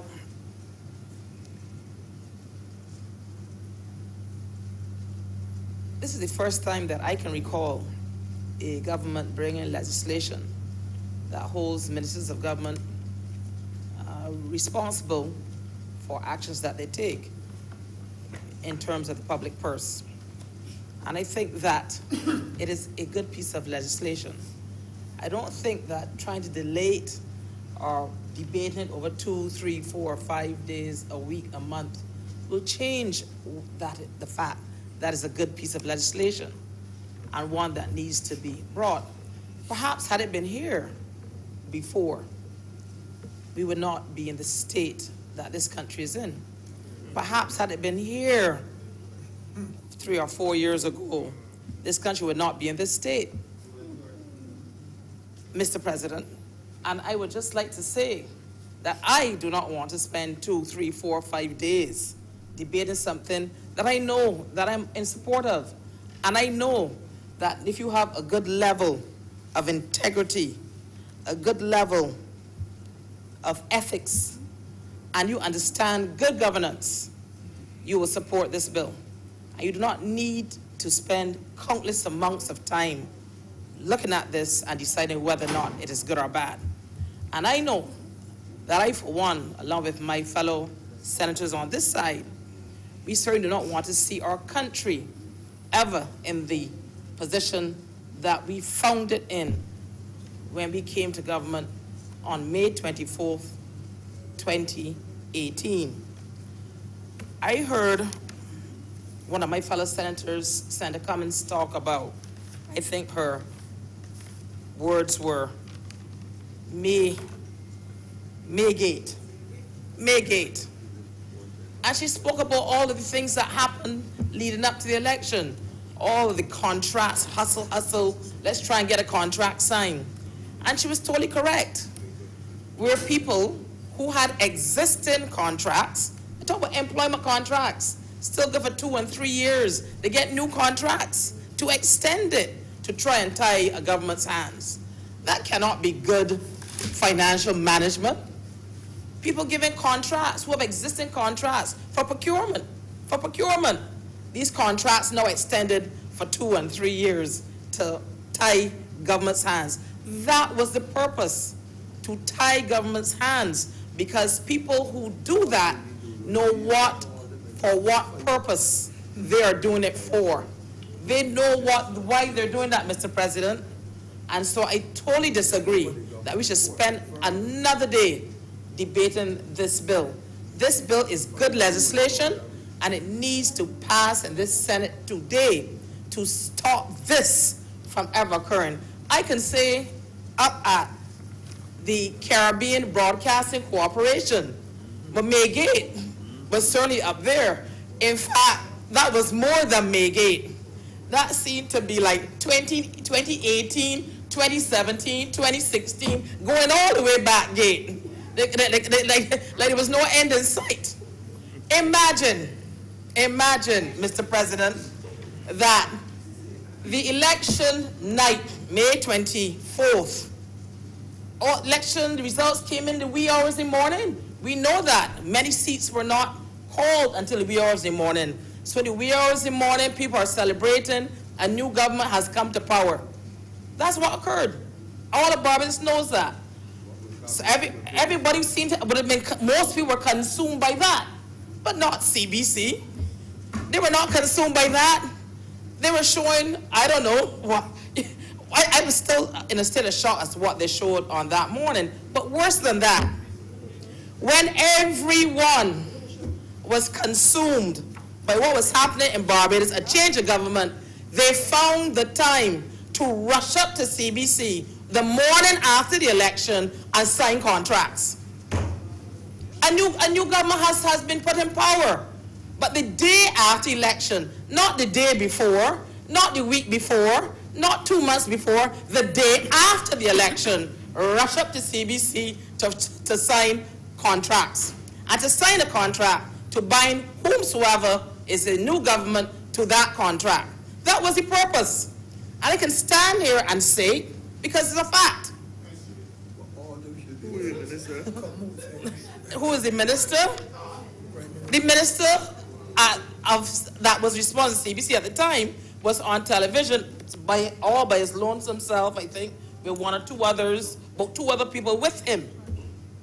That morning, he wasn't at CBC. I remember seeing him on television myself, and somewhat bereft of anyone else around him. Don't mind that the day in front, he was surrounded by the thousands, but somehow they all seem to have disappeared. Perhaps. So I will say to my fellow senators here that let us not sit down and wonder whether or not this legislation is appropriate and should be taken into consideration today.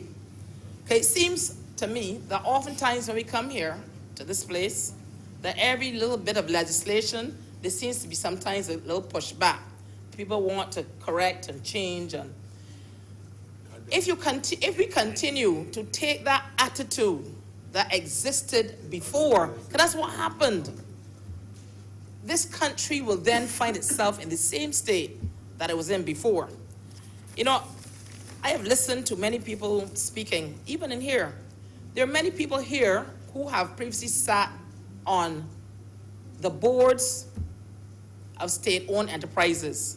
There are people here not only that sit on these boards, but they were chairmen and chairwomen, chairpersons of these boards. So they know some of the issues that these enterprises have had. They know it. They've seen it. I hear today some of the solutions and things that we should do. No one spoke about them before, but all of a sudden they know the solutions now. They know the solutions now. How come they didn't know it last month, but last year, before May 24th? They didn't know it then. But they sat on these boards as chairpersons, and they didn't know it then. Imagine. But now they have all these solutions. All I can say is, this here is perhaps, this here, Mr. President, is the solution. This is the solution to ensure not only government employees, government ministers, the CEOs or the general managers of these entities are held accountable, but that we ensure that the Barbadian taxpayers are not the ones that will once again end up suffering. And that's what happened in the past. And we have to correct it. When state-owned enterprises run up these large debts, it's the taxpayers that are burdened with the debt. The taxpayers. I'll give you an example. CBC was established in 1963 for radio and 1964 for television. Between 1963 and 2007, CBC had a debt somewhere around, and let me don't give poor information, somewhere around $72 million.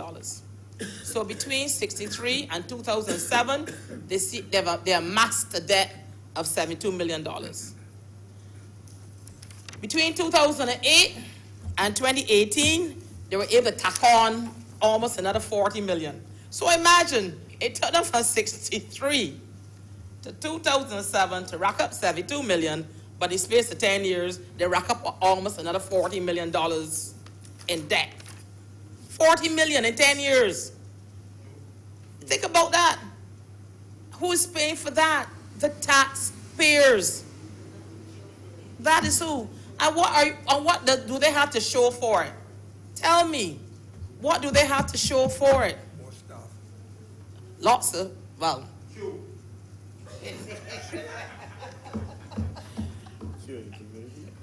But, Mr. President, just to say to you that this is an example of what happens when state-owned enterprises are poorly managed, where the oversight by the individuals who should be looking to see what's being done, it's not being done.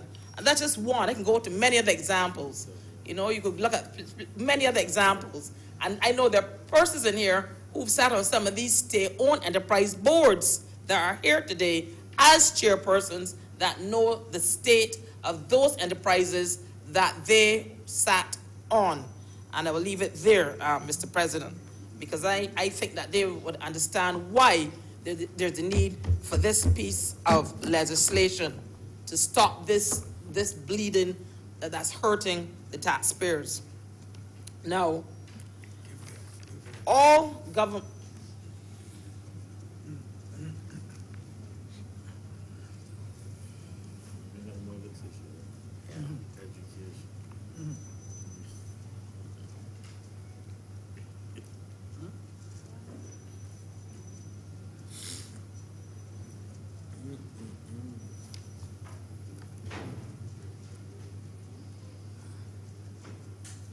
Yes, Mr.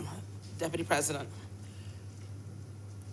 All governments must be responsible and prudent in the management of their financial affairs. And this is known, but that's not always what occurs. Oftentimes we rely on people who are placed in positions to self-regulate. And we hope that persons that we put there will do the right thing. And that we've seen has not occurred in the last, before May 24, for sure. It did not occur. I'm not going to belabor all the ills. I think Barbadians knew the ills, because if they did not know what was wrong with this country, they would not have given the Barbados Labour Party 30 seats. The first time in the history of this country that's ever occurred. Never occurred before. And in almost every constituency, the candidates won every polling division. People just had enough. They had enough because the backs of the taxpayers could not shoulder anymore without seeing some light at the end of the tunnel. And there was no light at the end of the Barbados tunnel. It was darkness. And that is why the Barbados Labour Party won 30 seats. And that is why this piece of legislation, where we're not waiting on people to do the right thing or to self-regulate. Sometimes you need legislation to ensure that the right thing is done, Mr. President. And this will ensure, for the main part, that people are responsible for their decisions. People do not use their positions in order to be irresponsible and to hurt this country. What I want to say, and as I said, Mr. Deputy President, I was going to be quite brief in my presentation, but I too agree that there's one thing in here that was needed, because I heard one of my fellow senators speaking about the technical and political will, and that if that's not demonstrated, then obviously what we have here may not be necessarily implemented in the way that we want. But it is demonstrated even here that we've taken that into consideration. And that is why, and you're correct, directors will be asked to go to training sessions to find out about prudent fiscal management. A lot of people who are put on boards are not in the private sector. They have never had to they don't know anything about companies or how they work or about business. And you're correct. Some of them are, you know, they come from all walks of life, and which is what should happen. Because when you constitute a board, you don't just want one or two people from a particular area. you do want to have a good cross-section of Barbados represented, so the people are represented. But sometimes you may not then get people who know that much about what their fiduciary responsibilities are.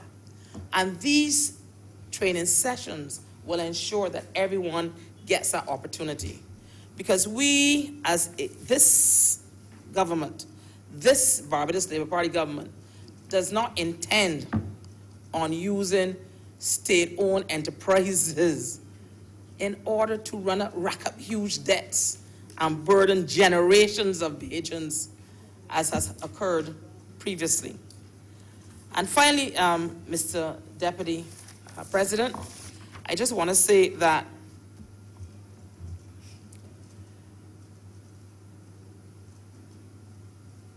you cannot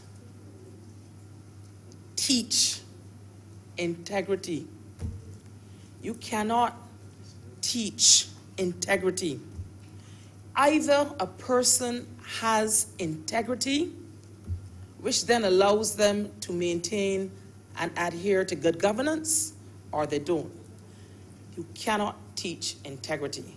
But I know that this legislation will ensure, for the main part, that what is needed in terms of the public finances of this country will be adhered to.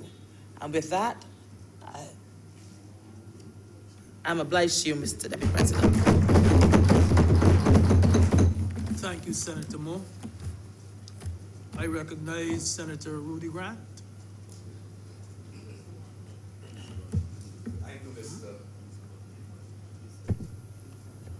Thank you, Mr. Deputy President. I want to start first, sir, by wishing all honorable senators the very best for 2019 to you and your families, and also to acknowledge the maiden the presentation of Senator Reverend John Rogers, and to certainly say that I look forward to hearing more from him in this honorable chamber. Mr. President, Mr. Deputy President, my late father often said to me that the right way is the right way. And as a little youngster growing up, I would at times wonder what exactly it was that he meant. But sir, I've come to understand that the right way is the right way means that we cannot do things the wrong way and expect to have right outcomes. Now, Senator Franklin, in his remarks, made reference to the fact that he's happy with this bill coming before this chamber. But he also indicated that had it not been for the IMF, that we would not be taking the action that is being taken today.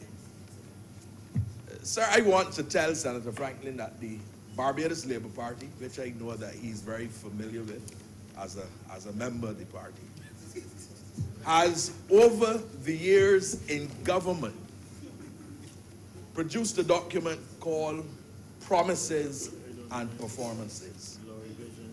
And Senator Franklin would have been very much involved in assisting with the promises and performances.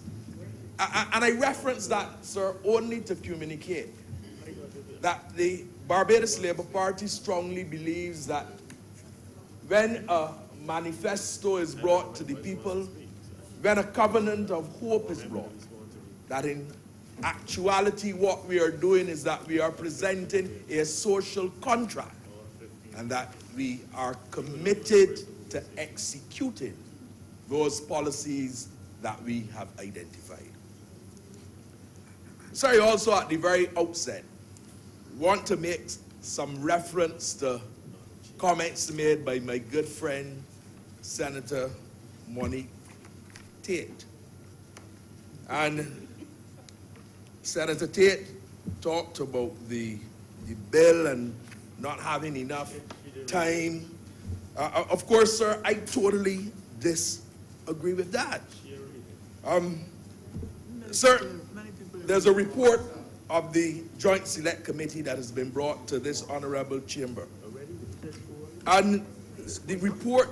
Mr. Deputy President, for truth though, on a point of order, just for clarity purposes, I seem to recall, subject to hearing from Hansard, what I said was, because of the far-reaching and wide-ranging nature of the legislation, perhaps the debate could have been more than one afternoon to allow for the information in the legislation, proposed legislation, to be disseminated far and wide. That's what I said. I did not say we didn't have enough time. I did not say all of the things that I'm hearing this afternoon since I spoke that I said. So for purposes of clarity and on a point of order, I'm obliged to you, sir. Thank you, sir. Proceed, Senator. Thank you. It's still in reading. Thank you, Mr. Deputy President. I was referring, sir, to the report of the Joint Select Committee. And the first page of that report relates, sir, that on the 19th of December, a Joint Select Committee of Parliament was put in place. Sir, I also have to say that the order paper was emailed on the 18th of January. I also have to say that on the 14th of December, notice was given in the other place. I also have to say, sir, that with the Joint Select Committee of Parliament, that I believe, sir, that all senators would have had the opportunity, if they so desired, to make a presentation to communicate, sir, to the Joint Select Committee. The point that I'm making, sir, is that I believe that there is adequate time in relation to the debating of this bill. Sir, I believe that in all Senate debates, and in fact, most Senate debates, every honorable senator has 30 minutes to speak. And therefore, this evening, I expected that if there were any honorable senators that had any challenges or any concerns, that they would raise them on the floor of this chamber. I believe, sir, the only time that senators may have outside of the leader of government business and the person who responds for the opposition would have more than 30 minutes is during the appropriation bill, when honorable senators have 1 hour to speak. So, sir, I don't want for any communication to be relayed which suggests that the government in any way is not facilitating the opportunity to fully discuss and to ventilate the bill before this honorable chamber. But, sir, that is a point of order, sir. A point of order. Senator Grant, I hate to interrupt you, sir, but your point of order, sir? He is misleading the House. Sir, a bill of this nature should have had a first reading. And after the first reading, it should be sent to the printery to be printed and circulated in the country. But we moved an amendment to, we suspended the standing orders to get rid of that area. What Senator Tate was speaking about, given this thing, a bill should have, especially of this nature, I agree with it, mind you, I agree with it, but it should have been sent to the printery and let the country see it. This wasn't done. No, you're not what I'm talking about. You see this in my objects and reasons that you get in your Gazette. That is what I'm talking about. They should be published. They get published after the fact. And we do it every bill. That is one concern that I have. And so speak to the bill and stop trying to talk about things that you don't know what you're talking about. Mr. Deputy President. Proceed. Mr. Deputy President, this bill had a first reading. And I will restate, sir, that there was enough opportunity for honorable senators to make any submissions either before the Joint Select Committee or in this chamber. And that is a fact. And that is a fact, and that cannot be debated. That is a fact, Mr. Deputy President. Now, I want to say, sir, that this bill is really very necessary. And you know, prior to May 24th, sir, prior to May 24th, and I know, sir, that certain people will become rattled. I know how it is, sir, with some people when you are neither fish nor fowl in terms of whether or not you're in or out of a political party. They know where they are. You know, I understand. So they're they're very easily rattled. But that will not, sir, stop me from making my contribution. Prior to May 24th, sir, I think many Barbadians were concerned about the direction in which the country was headed. And many Barbadians wondered whose interests were the political directorate then serving. And many Barbadians felt, sir, that it was certainly not in the public interest. And the bill before this chamber, sir, focuses attention on ensuring that public officials, whether it be ministers, whether it be chairman of boards, whether you are a statutory entity or within a ministry, that they function, sir, in the public interest. Because, sir, that is very critical. So the bill speaks to state-owned enterprises. It speaks to commercial state-owned enterprises. It speaks, sir, to ministries. And it reflects the need, sir, to function in the public interest. Sir, we know about the statements and the what would have been said with respect to one individual, for example, being provided with in excess of $2 billion in contracts. What? In excess of $2 billion in contracts. One individual, sir, and associated with one individual, associated with a number of companies. That's billion with a B or billion with a B, big B. Billion, not, no, of course not. Associated, sir, one individual. Sir, we know, sir, we have heard about Cahill, sir.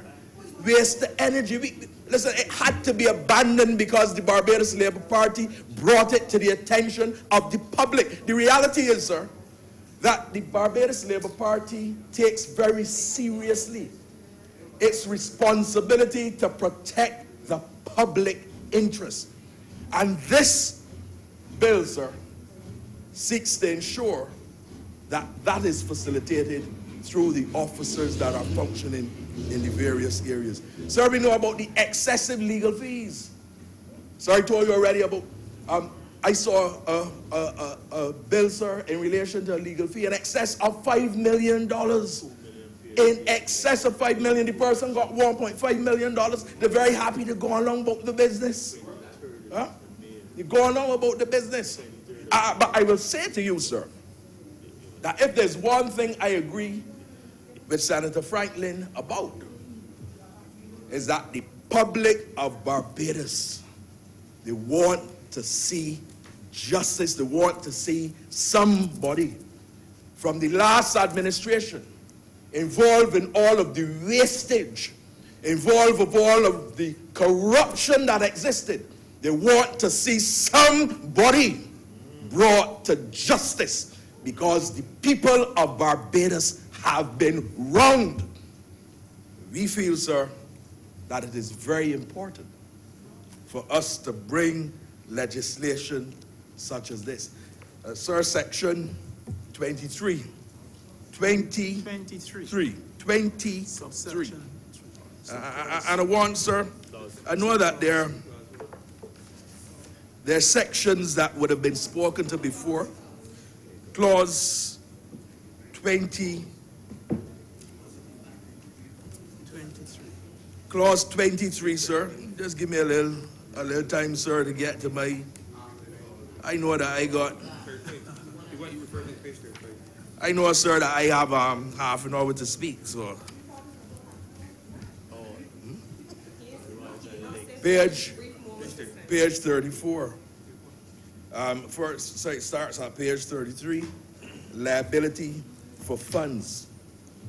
And it states very clearly, sir, clause 23, that notwithstanding the subsection 1B and subsection 2, where loss, wastage, or improper use of monies of the government occurs as a result of the decision of the minister is liable for the loss, wastage, and improper use of the monies of the government. I believe, sir, that this is an important piece of legislation. Sir, we have at the Sanitation Service Authority, you know, there was a situation where the chair and members of the board were all issued with cell phones. But I don't understand. All issued with, all of them issued service cell phones. And still we inherited the Sanitation Service Authority where we have inadequate trucks. Where the complement needed around 34, 36 trucks, and we only had about 15 trucks now operating, sir. You have a situation, sir, where the SSA directors in the last government built a building, an administration building in Vaucluse in St. Thomas. And could you imagine that they put carpet tiles in a building for Sanitation Service Authority people to use? Madness. It's madness. I am sorry, sir, that this piece of legislation was not in place before. For people to be held accountable. I am told, sir, that the former minister responsible for Sanitation Service Authority would send directives to the SSA, to the chairman and the board, and that they existed just as lackeys, sir. And that he also attended the board meetings and gave the directives. Sir, what a disgrace. And what we are saying, Mr. Deputy President, sir, is that kind of situation must not happen in this country. What we are saying, Mr. Deputy President, sir, is that we have a responsibility to ensure that we continually act in the public interest. That is critical, and that we must demonstrate. Those who are public officers must demonstrate the highest standards of professionalism, of competence, and high ethics, sir, and high moral standard. But, you know, sir, I have to tell you this. Now, I am not really surprised. The former, you spoke, sir, about the former Prime Minister. You're a friend, sir. My friend as well. And I remember him telling me, I don't hear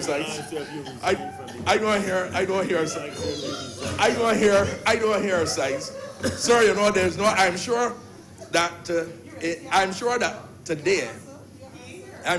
today, there's no question as to where I stand. I'm sure there's no question as to where I stand. Sending that letter long time ago, son. No, long time ago. Because I recognize that political party was not serious about advancing the cause of the people and working in the interest of the people of Barbados. That was not for me. I went where people were interested in seriously assessing and identifying mechanisms for taking the country forward, sir, to ensure a better life for our people. So we have to ensure that we adhere to the laws of the country and that we adhere to the Constitution. So, sir, you know, we can't legislate integrity. I agree with that. We are not able to do that. But we can, through legislation, try to pull people in the right direction. Sometimes, sir, you know, you have to safeguard people against themselves. And therefore, this legislation provides to create efficiency and effectiveness in the way that government resources are used. The reality is that we have very limited resources. And we have to make sure that we use those resources appropriately and effectively to the benefit of Barbadians and not simply to the benefit of a few. Because under the last administration, that is what was happening. Only a few people in this country would have been receiving benefits while the vast majority of Barbadians were hurting. And sir, we have inherited a government and we have inherited an economy that is not in the best of shape, but we have given the commitment that we would put the measures in place to ensure that we are able to transform the economy. We have put in place already measures, sir, to ensure that we can, as already identified by at least 2 agencies, that we can start to be moving in the right direction and we can have some upgrades, sir. You know, that is something that under the last administration never happened. In fact, they had about 22 downgrades. I am not suggesting, Mr. President, Mr. Deputy President, that the road is going to be one that is easy. But I am suggesting that this Barbados Labour Party government will do the right things. So we have to ensure that the limited resources we have are used in the right way and used at the right time. So I believe as well that the bill before us underscores good governance and underscores good management. Because certainly what we have seen in the past relates to bad government, not good government at all.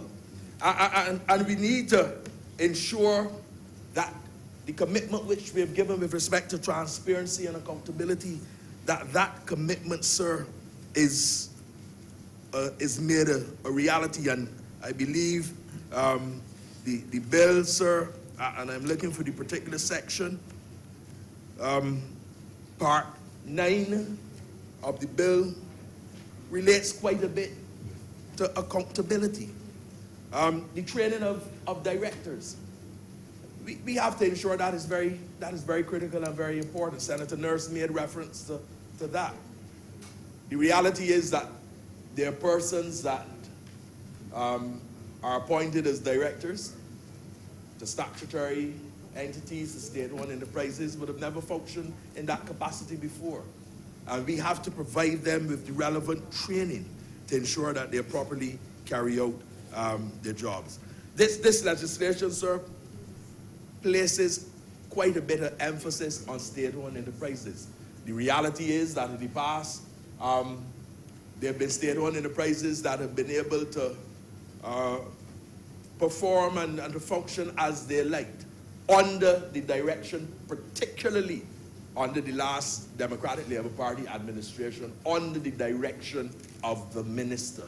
And we are saying, sir, that that is wrong. It does not provide for good governance. We believe that it is important to have transparency and accountability, and that the framework of this legislation provides strong financial management. That is critical.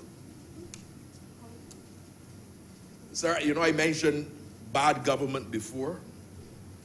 And sometimes when you have inefficient and ineffective policies, sometimes when you have, sir, mismanagement, sometimes when you have, sir, incompetence, sometimes when you have, sir, natural ignorance, you have to create the framework that helps to ensure that the monies is spent in the proper and in the appropriate manner. And you, Mr. Deputy President, would have gave some examples with respect to how a particular minister was functioning and the refusal of that minister to adhere to the guidance being given by a public officer. Now, if the minister refuses to do that and there's any wastage, the minister has to pay for that. And that is extremely important, Mr. Deputy President. And I want to say that as I reflected on bad government and bad governance, and I reflected on incompetence and ignorance and mismanagement, sir, you see those things? Those things, I believe, sir, were in abundance with the last administration, and those things breed corruption. And our intention is to ensure that the framework is in place, that corruption can be eliminated. Sir, I want to just spend a few minutes to speak to enforcement, because I think that enforcement is very important. You know, you can have the best legislation and you don't enforce, then you are nowhere. You know, I am reminded, sir, of a story of a man that was trapped on a rooftop. A strong Christian man. Sure. And he was trapped on a rooftop. Yeah, his name might have been George Wright. And he said he's going to pray to God to save him, that God will save him. And somebody came with a rowboat and decided to him, get in the rowboat. And he said, no, God is going to save me. And somebody came with a motorboat and told him, get in. He says, no, God is going to save me. And somebody came with a helicopter and said, look, get in. He says, no, God is going to save me. And he died. And he went to heaven. And he met God. And he said, why did you save me? And God said, he sent you a rowboat, a motorboat, and a helicopter. What more did you expect of me? Sir, the point is that we have the legislation in place. Let us make sure that we use the legislation to the benefit of the people of Barbados. And in closing, sir, I want to say through you a word to Senator Driggs. Senator Crystal Driggs. Driggs. Yes, Senator Crystal Driggs. I want to say a word through you, sir, to Senator Driggs. You remember the PVDR? I am reminded, sir, of PVFDD. And Senator Reverend Rogers could help me if I'm not accurate. But I remember, sir, I believe it's the Acts of the Apostles. Make reference to the Apostle Paul. He was in Asia Minor, I believe, and he was inspired by a vision, and he went along with some colleagues to Macedonia. Sir, he went to Macedonia, sir, and he developed a number of churches. And very often we hear about the Macedonian call.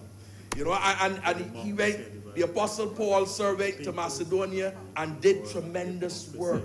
And I want to say, sir, to Senator Driggs, that I recognize very clearly your ability and your competence.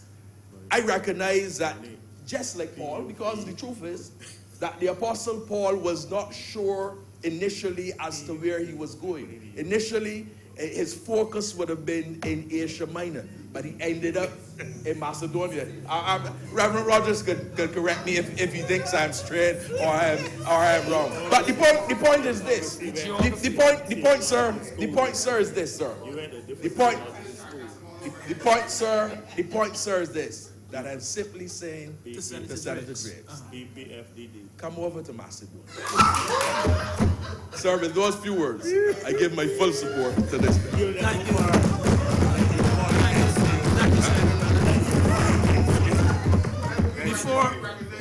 Before Senator Merritt speaks, it seems as though the close of play score, West Indies now 264 for 8 at the close of play, with Hetmeyer 56 not out. Hetmeyer 56 not out. It was 240 for 4. I now recognize Senator Maynard. Thank you, Mr. President. Mr. President, I would first like to wish you and, Deputy President and the President and my fellow senators a prosperous and a new year filled with good health. You prosperous. Because without the good health, the prosperity is worth nothing. I rise to support this bill in its entirety. It seeks to bring a level of management that we've never seen before. If the enforcement is as strong as what's written, then the changes will be obvious in a short time. I couldn't help but notice in Schedule 1 and Schedule 2 that there are extensive listings of commercial state-owned enterprises. I think there are 37. And it's with interest that I note that in Section 118, these enterprises are required to have public meetings every 2 years. Now that will be a major change. It means that board members can no longer sit behind air-conditioned doors, eat, and hide. They will be subject to lots of questions in public from friends and foes. And it is good that there will be training for directors, because a lot of training will be required. Now, I noticed that the ministers and PSs, permanent secretaries and CEOs have their roles clearly laid out. And I couldn't help but notice that the Director of Finance, according to Section 123, can apply sanction now to various of the institutions for failure to comply with the rules. Now, the early reference to Section 118 says that they shall have the meetings. It means they're compelled to have meetings. However, the Director of Finance may apply sanction. That would seem like an anomaly. If you have to do something, then the penalties shouldn't be made. If you're told that you have to do something, you have to hold a meeting every 2 years. If you don't hold it and someone has the option of applying penalties, it should not be made.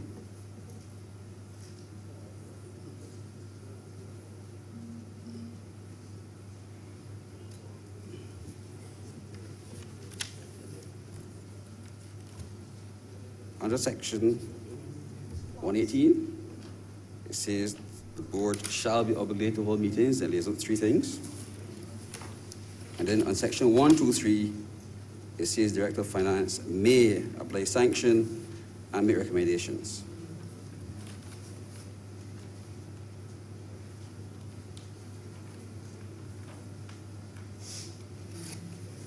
So it would seem as though, well, you have to do it. There's no certain penalty for not doing it. So having read that, it poured cold water on all of my warmth when I saw that was public accountability and potential penalty. I did not think that.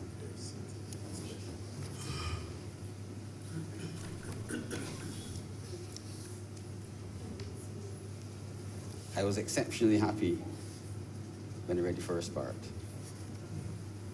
Now, this legislation, Mr. Deputy President, seems to wish to also trim the fat by getting rid of wastage. It also seems to obligate CEOs to make sure government's money is collected. And under commercial state-owned enterprises, it would seem to suggest that they have to earn part of their keep, if not the entire keep. And I have to ask, therefore, whether the systems have been put in place to make sure that that which needs to be done can be done. So if an enterprise is supposed to be better and perform, do we or will we put in place the systems that need to be put in place? So I refer back to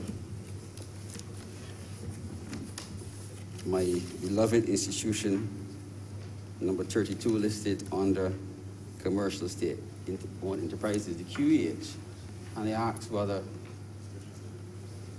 the requirements for that institution will be put in place, whether the financing that is needed is put in place.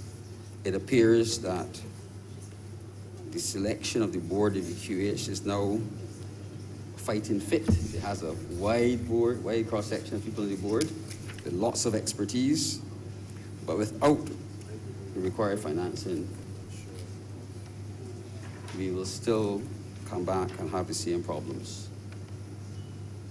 And like I said, I totally support this bill, and I hope that all of the positive things which you said about it,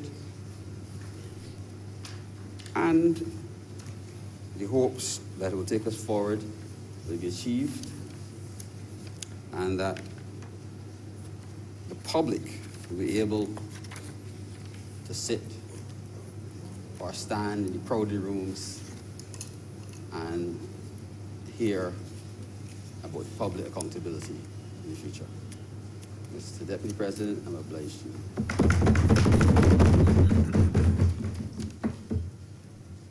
Thank you, Senator Leonard. Now, Senator Connie.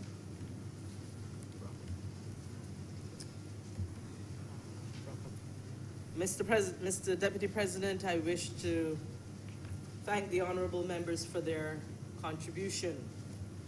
And through you, I would like to courtesy of response to some of the questions that have been raised. One question that was raised by Senator Holder: what was the intention of clause 120 regarding the application of measures in the bill to current and former positions and office holders? The intention is that after the act has been proclaimed and comes into law, if there's someone who is holding a position, then they're then accountable and the measures are applied. Should that person then move on to something else, become a former holder of that office, they can still be held accountable for what would have happened while they were in that office. The point here is that this refers to after this act is proclaimed. So to answer the unasked question, perhaps, Mr. President, a person who may have been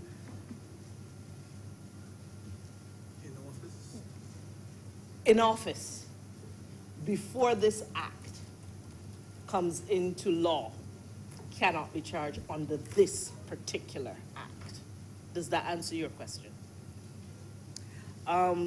The other question, one other question that was raised was it was a concern by Senator Greenidge that in the instance that there is an honest mistake made by a minister, that minister can then be subject to certain sanctions. I have been informed that in litigating an offense, there must be intention established in order for one to be found guilty of an offense. So it is not a strict liability offense, intention must be proven. There was also a matter raised by a query raised by Senator Tate with regards to refunds and interest and penalties. And while this public finance management bill provides an overall framework for how remissions, which would include refunds, and write-offs will be treated, it is just general in terms of that framework. However, specific challenges regarding whatever refunds, be it for VAT or income tax and others, there's provision for that in the other acts that relate to that. And then there is finally the question raised by Senator Maynard with regards to the Director of Finance having the may instead of the shall. And the bottom line is that the Director of Finance should have some discretion, as there may be legitimate reasons why a particular compliance could not be done, and also some discretion for the Director of Finance and others who would be involved in the process to be able to apply sanctions that are proportionate to whatever the offense was. I trust, Deputy President, that this responds to some of the key concerns. I would wish, before I wrap up at this point, to express thanks to the Joint Select Committee who worked on this bill and worked hard. I see Senator Drake's echoing, working hard. And with your permission, Deputy Chair, to especially thank the Senior Parliamentary Counsel in the Office of the Chief Parliamentary Counsel, who not only did the yeoman task in terms of drafting, but also worked with the Joint Select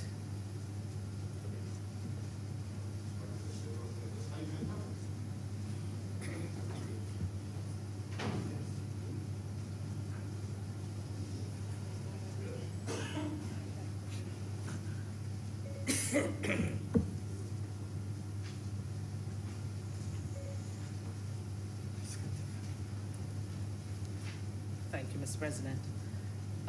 Mr. President, I was at the point of expressing my thanks and the thanks of this Honourable House, if I may, for the work of the Senior Parliamentary Counsel in the Office of the Chief Parliamentary Counsel, who not only did much of the drafting, but also worked with the Joint Select Committee in ensuring that the work of this committee came to fruition and we could have this bill before us today. And in the name of Ms. Sean Bell, who also happens to be here.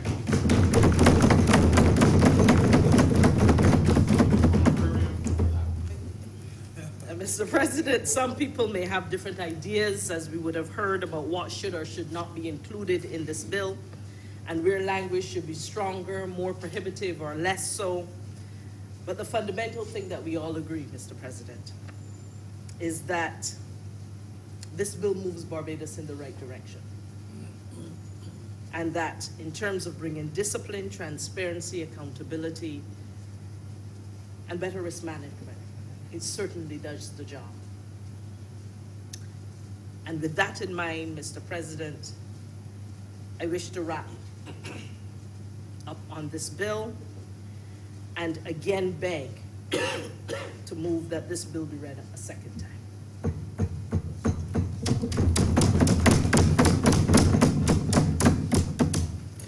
Question is that the bill under consideration be now read a second time. All those in favor, please say aye. Aye. Those against, please say no. We think the ayes have it. Mr. President, I beg that you now leave the chair and the Senate resolve itself into a committee of the whole for further consideration of this bill. The question is that I do know myself, and the Senate resolve itself into a committee of the whole Senate for the detailed consideration of this bill. All honourable members in favor, please say aye. Aye. Those against, please say no. We think the ayes have it. Over to you, Gabby.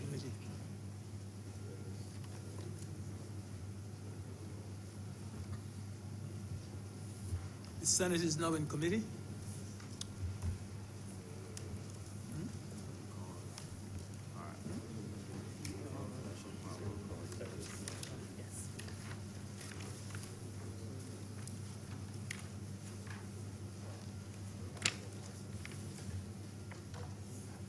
Deputy President, I was just saying that we'll call in part. Part 1, clauses 1 to 4. Clauses 1 to what? 4. Mr. Chairman, I beg to move that clauses 1 to 4 stand part. Part 1 stand part. Part 1, clauses 1 to 4 stand part. The question is that Part 1, clauses 1 to 4 stand part. Honourable senators in favor, please say aye. Aye. Those against, please say no. Methinks the ayes have it. Part 2, clauses 5 to 9. Mr. Chairman, I beg to move that Part 2, clauses 5 to 9 stand part. The question is that Part 2, clauses 5 to 9 stand part. Honourable senators in favor, please say aye. Aye. Those against, please say no. Methinks the ayes have it. Part 3, clauses 10 to 20. Mr. Chairman, I beg to move that Part 3, clauses 10 to 20 stand part. The question is that Part 3, clauses 10 to 20 stand part. Honourable senators in favor, please say aye. Aye. Those against, please say no. Methinks the ayes have it. Part 4, clauses 21 to 28. Mr. Chairman, I beg to move that Part 4, clauses 21 to 28 stand part. The question is that Part 4, clauses 21 to 28 stand part. Honourable senators in favor, please say aye. Aye. Those against, please say no. Methinks the ayes have it. Part 5, clauses 29 to 32. Mr. Chairman, I beg to move that Part 5, clauses 29 to 32 stand part. The question is that Part 5, clauses 29 to 32 stand part. Sorry. Honourable senators in favor, please say aye. Mr. President, Those sorry. against, please say no. Mr. Chairman, sorry. Part 5, clauses 29 to 74. To 74. Mr. Chairman, I beg to move that Part 5, clauses 29 to 74 stand part. The question is that Part 5, clauses 29 to 74 stand part. Honourable senators in favor, please say aye. Aye. Those against, please say no. Methinks the ayes have it. Part 6, clauses 75 to 83. Mr. Chairman, I beg to move that Part 6, clauses 75 to 83 stand part.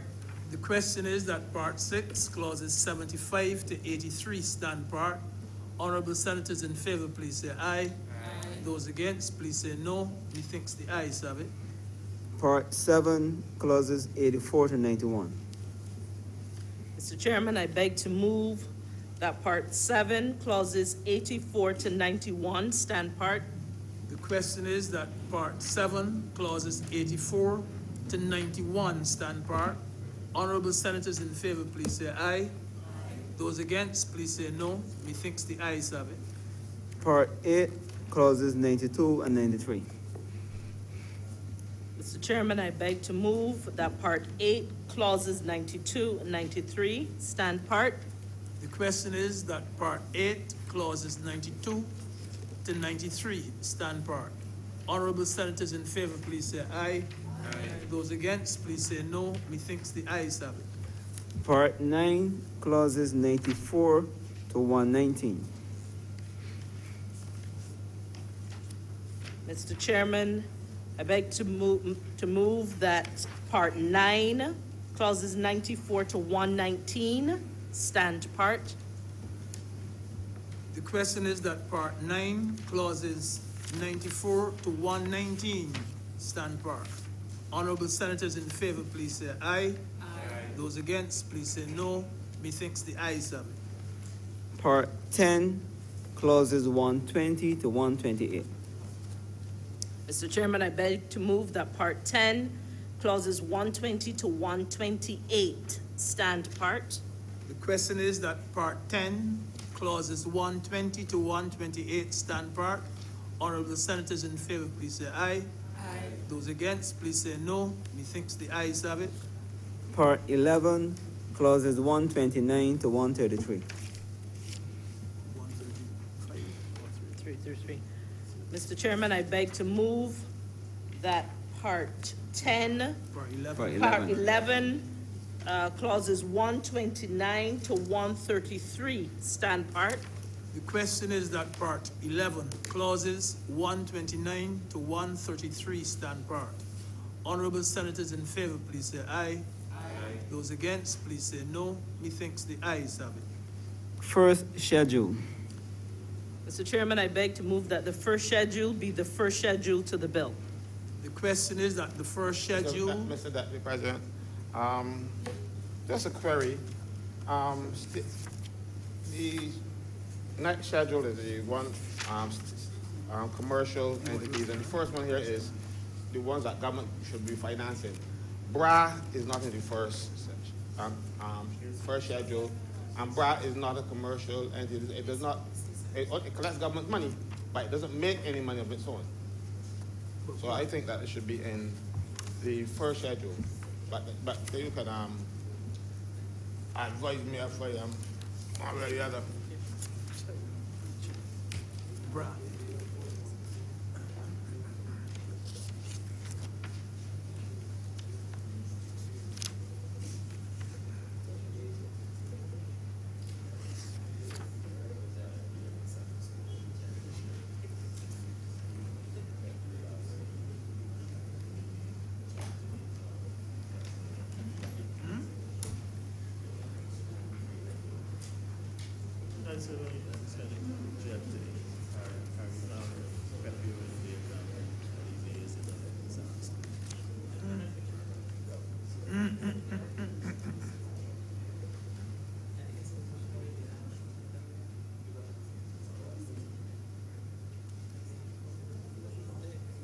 What was BRA is in the schedule that the commercial self-owned, Mr. President. Huh? He's saying by he's saying no, he's saying no. My thinking, like in taxes.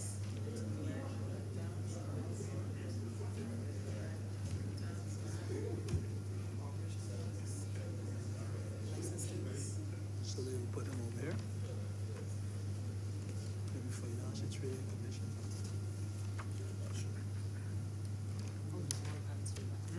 You have an answer? Yes, you said it was a policy decision by the Minister of Finance. That's it. Yeah, go on. Mr. Chairman, it was a policy decision by the Minister of Finance to place BRA under the commercial SOEs.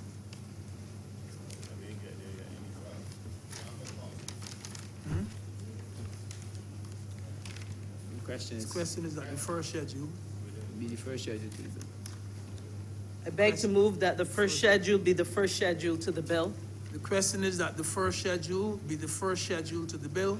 Honourable Senators in favor, please say aye. Aye. Those against, please say no. Methinks the ayes have it. The second schedule. Mr. Chairman, I beg to move that the second schedule be the second schedule to the bill. The question is that the second schedule be the second schedule to the bill. Honourable Senators in favor, please say aye. Aye. Those against, please say no. Methinks the ayes have it. Third schedule. Mr. Chairman, I beg to move that the third schedule be the third schedule to the bill. The question is that the third schedule be the third schedule to the bill. Honourable Senators in favor, please say aye. Aye. Those against, please say no. Methinks the ayes have it. Fourth schedule. Mr. Chairman, I beg to move that the fourth schedule be the fourth schedule to the bill. The question is that the fourth schedule be the fourth schedule to the bill. Honourable Senators in favor, please say aye. Aye. Those against, please say no. Methinks the ayes have it. Fifth schedule. Mr. Chairman, I beg to move that the fifth schedule be the fifth schedule to the bill. The question is that the fifth schedule be the fifth schedule to the bill. Honourable senators in favor, please say aye. Those against, please say no. Methinks the ayes have it. Sixth schedule. So Chairman, I beg to move that the sixth schedule be the sixth schedule to the bill. The question is that the sixth schedule be the sixth schedule to the bill. Honourable senators in favor, please say aye. Those against, please say no. Methinks the ayes have it. Seventh schedule.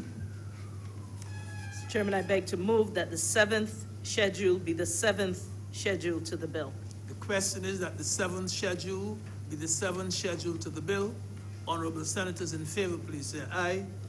Those against, please say no. Methinks the ayes have it. Eighth schedule. Chairman, I beg to move that the eighth schedule be the eighth schedule to the bill. The question is that the eighth schedule be the eighth schedule to the bill. Honourable senators in favor, please say aye. Those against, please say no. Methinks the ayes have it. Mr. Chairman, I beg to move that you now report to His Honor the President the passing of one bill in committee. The question is that I do now report to His Honor the President the passing of one bill in committee. Honourable members in favor, please say aye. Those against, please say no. Methinks the ayes have it.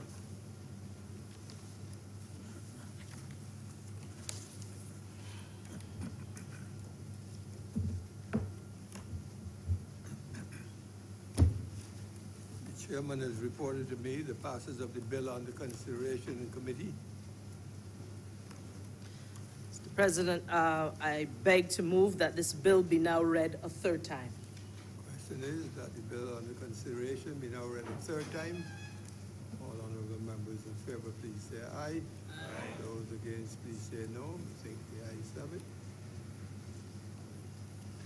Mr. President, I beg to move that this bill do now pass and be cited as the Public Finance Management Act 2019. Question is that the bill will now pass and be so cited as the Public Finance Management Act 2018. 2019, I'm sorry.